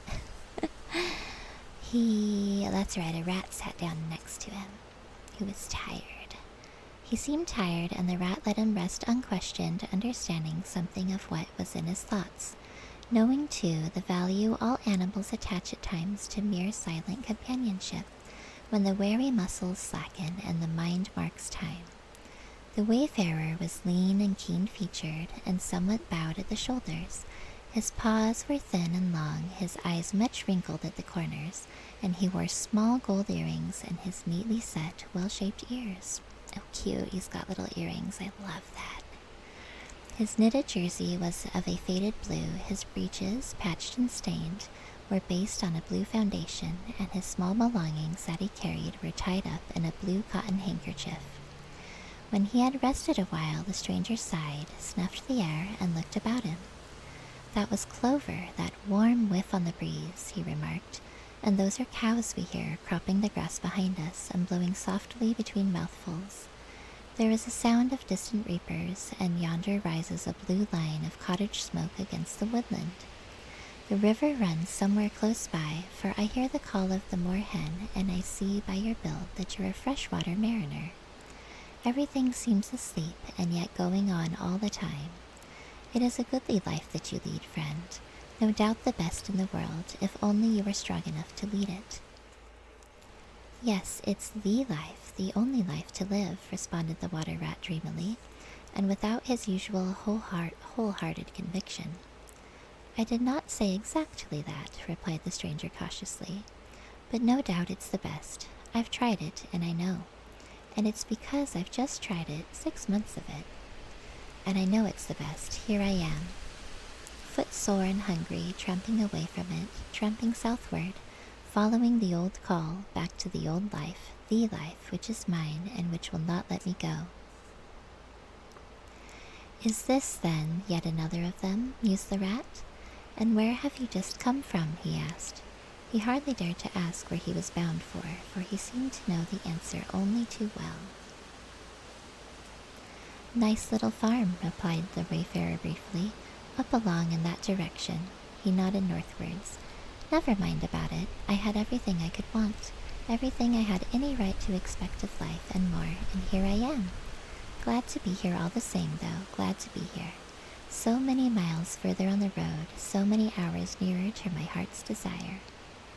His shining eyes held fast to the horizon, and he seemed to be listening for some sound that was wanting from that inland acreage, vocal as it was with the cheerful music of pasturage and farmyard. "You are not one of us," said the water rat, "nor yet a farmer, nor even, I should judge, of this country." "Right," replied the stranger, "I am a seafaring rat. I am, and the port I originally hail from is Constantinople, though I'm a sort of a foreigner there too, in a manner of speaking. You will have heard of Constantinople, friend? A fair city, and an ancient and glorious one. And you may have heard too of Sigurd, king of Norway, and how he sailed thither with 60 ships, and how he and his men rode up through streets all canopied in their honor with purple and gold, and how the emperor and empress came down and banqueted with him on board his ship. When Sigurd returned home, many of his Northmen remained behind and entered the emperor's bodyguard, and my ancestor, a Norwegian-born, stayed behind too, with the ships that Sigurd gave the emperor. Seafarers we have ever been, and no wonder. As for me, the city of my birth is no more my home than any pleasant port between there and the London River. I know them all, and they know me. Set me down on any of their quays or foreshores, and I am home again." "I suppose you go great voyages," said the water rat with growing interest. "Months and months out of sight of land, and provisions running short and allowanced as to water, and your mind communing with the mighty ocean and all that sort of thing?" "By no means," said the sea rat frankly. "Such a life as you describe would not suit me at all. I'm in the coasting trade, and rarely out of sight of land. It's the jolly times on shore that appeal to me as much as any seafaring. Oh, those southern seaports, the smell of them, the riding lights at night, the glamour." "Well, perhaps you have chosen the better way," said the water rat, but rather doubtfully. "Tell me something of your coasting, then, if you have a mind to. And what sort of harvest animal of spirit might hope to bring home from it to warm his latter days with gallant memories by the fireside? For my life, I confess to you, feels to me today somewhat narrow and circumscribed."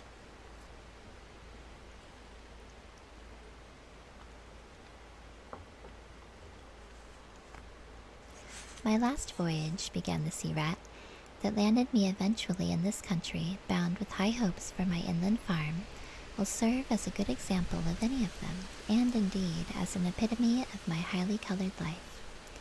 Family troubles, as usual, began it. The domestic storm cone was hoisted, and I shipped myself on board a small trading vessel bound from Constantinople by classic seas whose every wave throbs with a deathless memory, to the Grecian islands and the Levant. Those were golden days and balmy nights, in and out of harbor all the time, old friends everywhere, sleeping in some cool temple or ruined cistern during the heat of the day, feasting in song after sundown under great stars set in a velvet sky. Thence we turned and coasted up the Adriatic, its shores swimming in an atmosphere of amber, rose, and aquamarine. We lay in wide landlocked harbors, we roamed through ancient and noble cities, until at last one morning, as the sun rose royally behind us, we rode into Venice down a path of gold.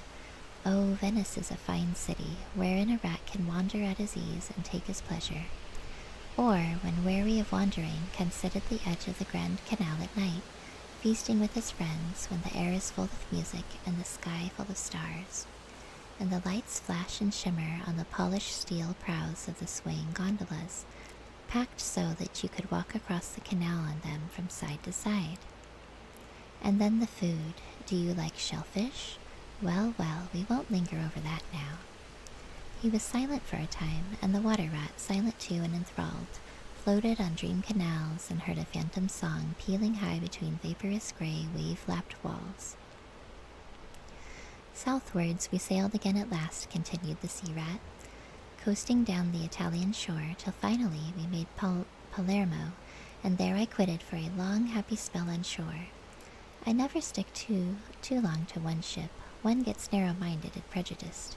Besides, Sicily is one of my happy hunting grounds. I know everybody there, and their ways just suit me. I spent many jolly weeks in the island, staying with friends up country. When I grew restless again, I took advantage of a ship that was trading to Sardinia and Corsica, and very glad I was to feel the fresh breeze and the sea spray in my face once more. But isn't it very hot and stuffy down in the hold, I think you call it? Asked the water rat. The seafarer looked at him with the suspicion of a wink. I'm an old hand, he remarked with much simplicity. The captain's cabin's good enough for me. It's a hard life by all accounts, murmured the rat, sunk deep in thought. For the crew it is, replied the seafarer gravely, again with the ghost of a wink. From Corsica, he went on, I made use of a ship that was taking wine to the mainland. We made Alassio in the evening, lay to, hauled up our wine casks, and hove them overboard, tied one to the other by a long line. Then the crew took the boats and rowed shoreward, singing as they went, and drawing after them the long bobbing procession of casks, like a mile of porpoises. Hello, Nautilus Arcana, how are you doing tonight? Hello! Been lurking and enjoying your reading. Just wanted to make sure I said hi before you read out. Thank you so much, I really appreciate it. I really do. If you are not already following Nautilus Arcana, please do so. They are a super fun streamer, super fun. I need to catch another one of your streams very soon, Nautilus. You were playing Oblivion, yes, that is so exciting. Me and my hubby, Mr. Bun, just bought it yesterday, so it was so exciting to start playing it again. I haven't played it just yet, I probably will be though. I may even stream it soon. But yeah, I hope you're enjoying it. I absolutely love it. It was the first game that I ever watched my hubby, Mr. Bun, play, so it's got like a special place in my heart. But yeah, I hope you're enjoying it. I think they've done a really good job with it so far with the remastered version. Welcome in. Let's see. Nautilus says, oh, thanks for the shout out. Of course. Yes, it is amazing. Yay, you adore it, but do not let me interrupt you. Oh, that's totally fine. We can totally chat too. we are reading The Wind in the Willows by Kenneth Graham, and I am on chapter 9. We are over halfway done with the book. I've got a few or so more pages left, and then I probably will be done for the night. Let's see here.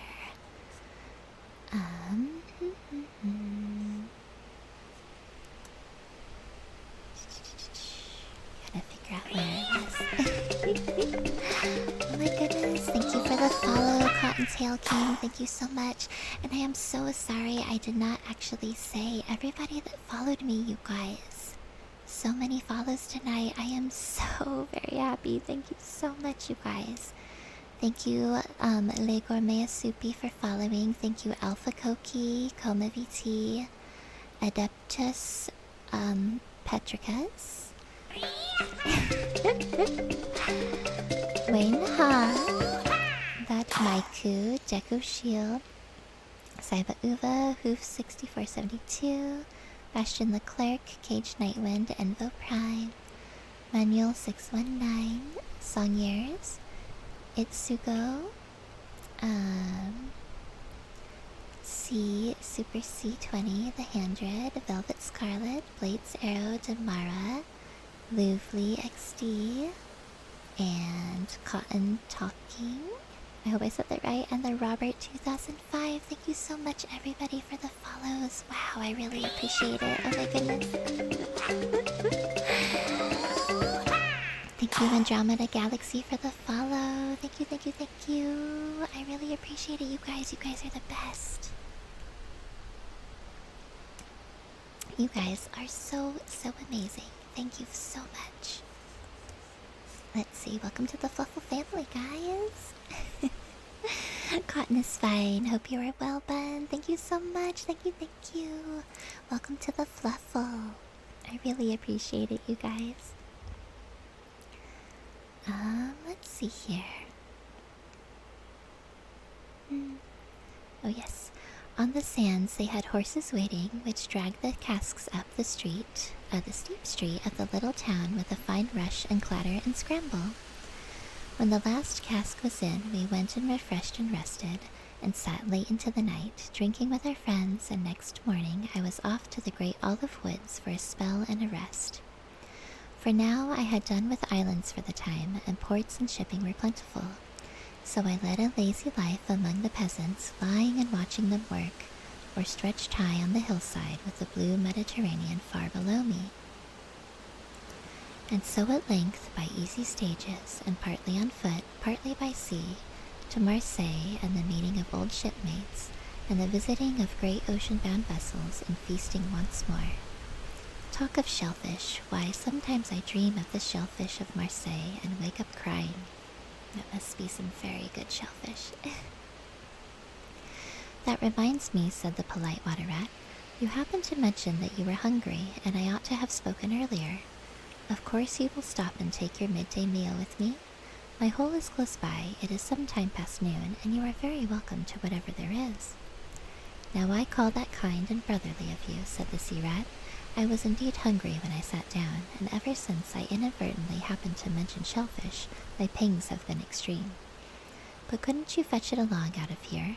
I am not too fond of going under hatches, unless I'm obliged to, and then while we eat I could tell you more concerning my voyages and the pleasant life I led. At least it is very pleasant to me, and by your attention I judge it commends itself to you. Whereas if we go indoors, it is 100 to 1 that I shall presently fall asleep. That is indeed an excellent suggestion, said the water rat, and hurried off home.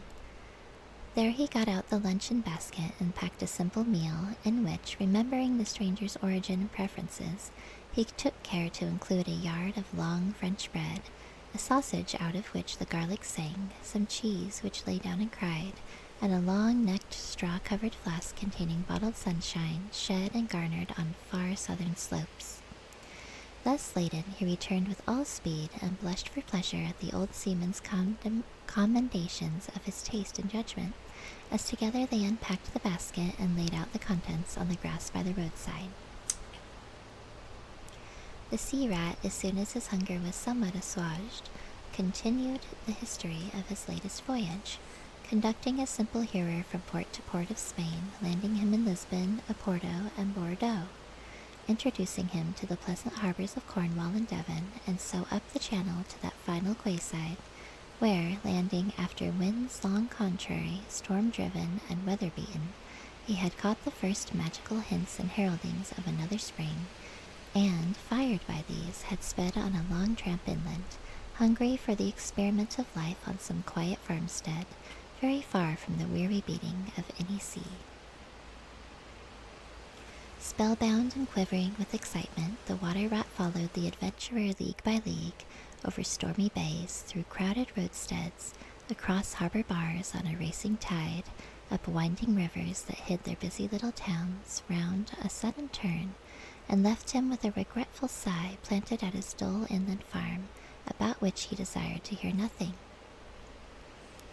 By this time their meal was over, and the seafarer, refreshed and strengthened, his voice more vibrant, his eye lit with a brightness that seemed caught from some far-away sea beacon, filled his glass with the red and glowing vintage of the south, and, leaning towards the water rat, compelled his gaze and held him, body and soul, while he talked. Those eyes were of the changing foam-streaked gray-green of leaping northern seas, and the glass shone a hot ruby that seemed the very heart of the south, beating for him who had courage to respond to its pulsation. The twin lights, the shifting gray and the steadfast red, mastered the water rat and held him bound, fascinated, powerless. The quiet world outside their rays receded far away and ceased to be, and the talk, the wonderful talk, flowed on. Or was it speech entirely, or did it pass at times into song, chanty of the sailors weighing the dripping anchor, sonorous hum of the shrouds in a tearing northeaster, ballad of the fisherman hauling his nets at sundown against the apricot sky, chords of guitar and mandolin from gondola, or... I'm not sure how to say this word. Is it segue? I'm not sure. Did it change into the cry of the wind, plaintive at first, angrily shrill as it freshened, rising to a tearing whistle, sinking to a musical trickle of air from the leach of the bellying sail? All these sounds the spellbound listener seemed to hear, and with them the hungry complaint of the gulls and the sea mews, the soft thunder of the breaking wave, the cry of the protesting shingle. Back into speech again it passed, and with beating heart he was following the adventures of a dozen seaports, the fights, the escapes, the rallies, the comradeships, the gallant undertakings, or he searched islands for treasure, fished in still lagoons, and dozed day long on warm white sand.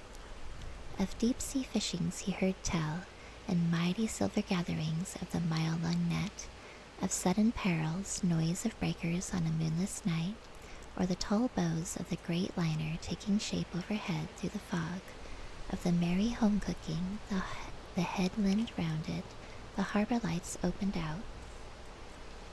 The groups seen dimly on the quay, the cheery hail, the splash of the hawser, the trudge of the steep little street towards the comforting glow of red-curtained windows. Lastly, in his waking dream, it seemed to him that the adventurer had risen to his feet, but was still speaking, still holding him fast with his sea-gray eyes. And now, he was softly saying, I take to the road again, holding on southwestwards for many a long and dusty day, till at last I reach the little grey sea town I know so well, that clings along one steep side of the harbor. There, through dark doorways, you look down flights of stone steps, overhung by great pink tufts of valerian and ending in a patch of sparkling blue water. The little boats that lie tethered to the rings and stanchions of the old seawall are gaily painted as those I clambered in and out of in my own childhood.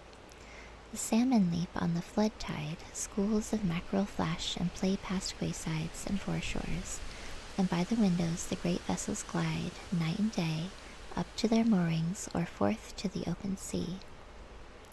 There, sooner or later, the ships of all seafaring nations arrive, and there, at its destined hour, the ship of my choice will let go its anchor. I shall take my time, I shall tarry and bide, till at last the right one lies waiting for me, warped out into midstream, loaded low, her bowsprit pointing down harbor. I shall slip on board by boat or a long hawser, and then one morning I shall wake to the song and tramp of the sailors, the clink of the capstan, the rattle of the anchor chain coming merrily in. We shall break out the jib and the foresail. The white houses on the harbor side will glide slowly past us as she gathers steering way, and the voyage will have begun. As she forges towards the headland, she will clothe herself with canvas, and then, once outside, the sounding slap of great green seas as she heels to the wind, pointing south. And you will come too, young brother, for the days pass and never return, and the south still waits for you. Take the adventure, heed the call, now ere the irrevocable moment passes. 'Tis but a banging of the door behind you, a blithesome step forward, and you are out of the old life and into the new. Then some day long hence, jog home here if you will, when the cup has been drained and the play has been played, and sit down by your quiet river with a store of goodly memories for company. You can easily overtake me on the road, for you are young, and I am aging and go softly. I will linger and look back, and at last I will surely see you coming, eager and light-hearted, with all the south in your face. The voice died away and ceased, as an insect's tiny trumpet dwindles swiftly into silence, and the water rat, paralyzed and staring, saw at last but a distant speck on the white surface of the road. Mechanically, he rose and proceeded to repack the luncheon basket, carefully and without haste. Mechanically, he returned home, gathered together a few small necessaries and special treasures he was fond of, and put them in a satchel. Acting with slow deliberation, moving about the room like a sleepwalker, listening ever with parted lips, he swung the satchel over his shoulder, carefully selected a stout stick for his wayfaring, and with no haste, but with no hesitation at all, he stepped across the threshold just as the mole appeared at the door.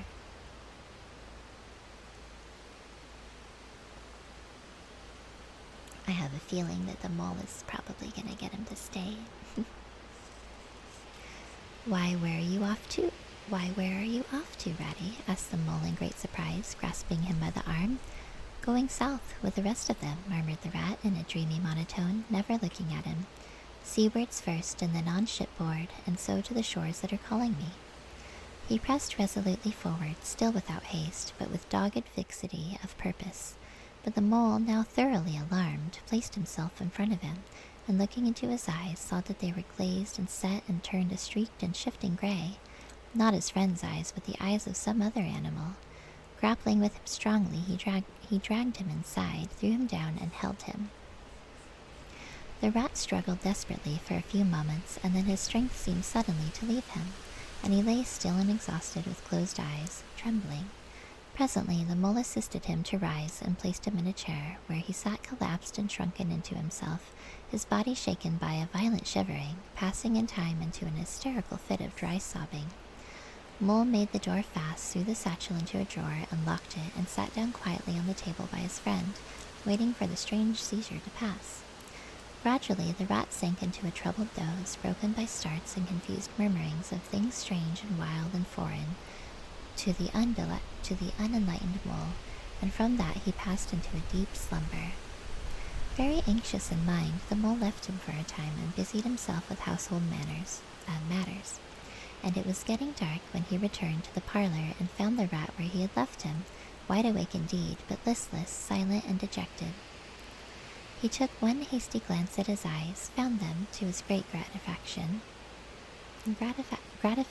there we go, clear and dark and brown again as before, and then sat down and tried to cheer him up and help him to relate what had happened to him. Poor Ratty did his best by degrees to explain things, but how could he put into cold words what had mostly been suggestion? How recall, for another's benefit, the haunting sea voices that had sung to him? How reproduce at second hand the magic of the seafarer's 100 reminiscences? Even to himself, now the spell was broken and the glamour gone, he found it difficult to account for what had seemed, some hours ago, the inevitable and only thing. It is not surprising then that he failed to convey to the mole any clear idea of what he had been through that day.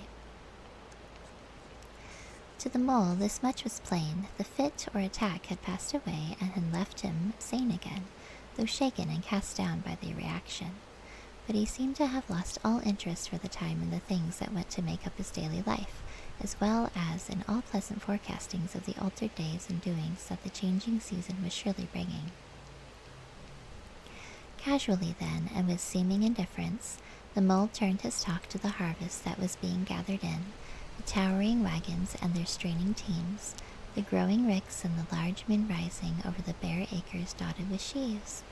He talked of the reddening apples around, of the browning nuts, of jams and preserves, and the distilling of cordials, till by easy stages such as these he reached midwinter, its hearty joys and its snug home life, and then he became simply lyrical. By degrees the rat began to sit up and to join in. His dull eye brightened, and he lost some of his listless air. Presently the tactful mole slipped away and returned with a pencil and a few half-sheets of paper, which he placed on the table at his friend's elbow. "It's quite a long time since you did any poetry," he remarked. "You might have a try at it this evening instead of, well, brooding over things so much. I've an idea that you'll feel a lot better when you've got something jotted down, if it's only just the rhymes." The rat pushed the paper away from him warily, but the discreet mole took occasion to leave the room, and when he peeped in again some time later, the rat was absorbed and deaf to the world, alternately scribbling and sucking the tip of his pencil. It is true that he sucked a good deal more than he scribbled, but it was joy to the mole to know that the cure had at least begun. That was chapter 9, you guys. The next chapter will be chapter 10, The Further Adventures of Toad. It's always a fun chapter when Toad is involved, because he is silly. And actually, that might be, let's see, I'm not sure how many chapters are in this book. So this is the very first time since I've started this book that I've actually read this book. I never read it as a child. I know it's like a classic book for a lot of kids, but I never did read it. We probably have one more Storytime stream reading this one, and then we're gonna have to pick a new one. Thank you so much, everybody, for coming in. Thank you so much for the raid and for all of the follows. You guys are so amazing. Thank you, Comet VT, for the raid. Thank you for all the follows, everyone. I hope you guys have a good rest of your day or night, depending where you are in the world. Let me see if there's anyone I can raid out to. I do not currently follow anybody who does ASMR, but we can find somebody. Or if you know anybody who is doing ASMR, you may suggest them to me. I do not mind at all. Let's see. Let's do... Oops. Looks like there are some similar people doing ASMR right now. Let's see. I think we will raid into an ASMR artist, a vtuber named, let's see, am I going to get it wrong? Hold on. Shaylee Analia, I think is maybe how you say it. I have never raided into them before. I am not familiar with them, but they are doing ASMR that says ASMR into the Witch Woods. They look super adorable, so let's give them a try, you guys.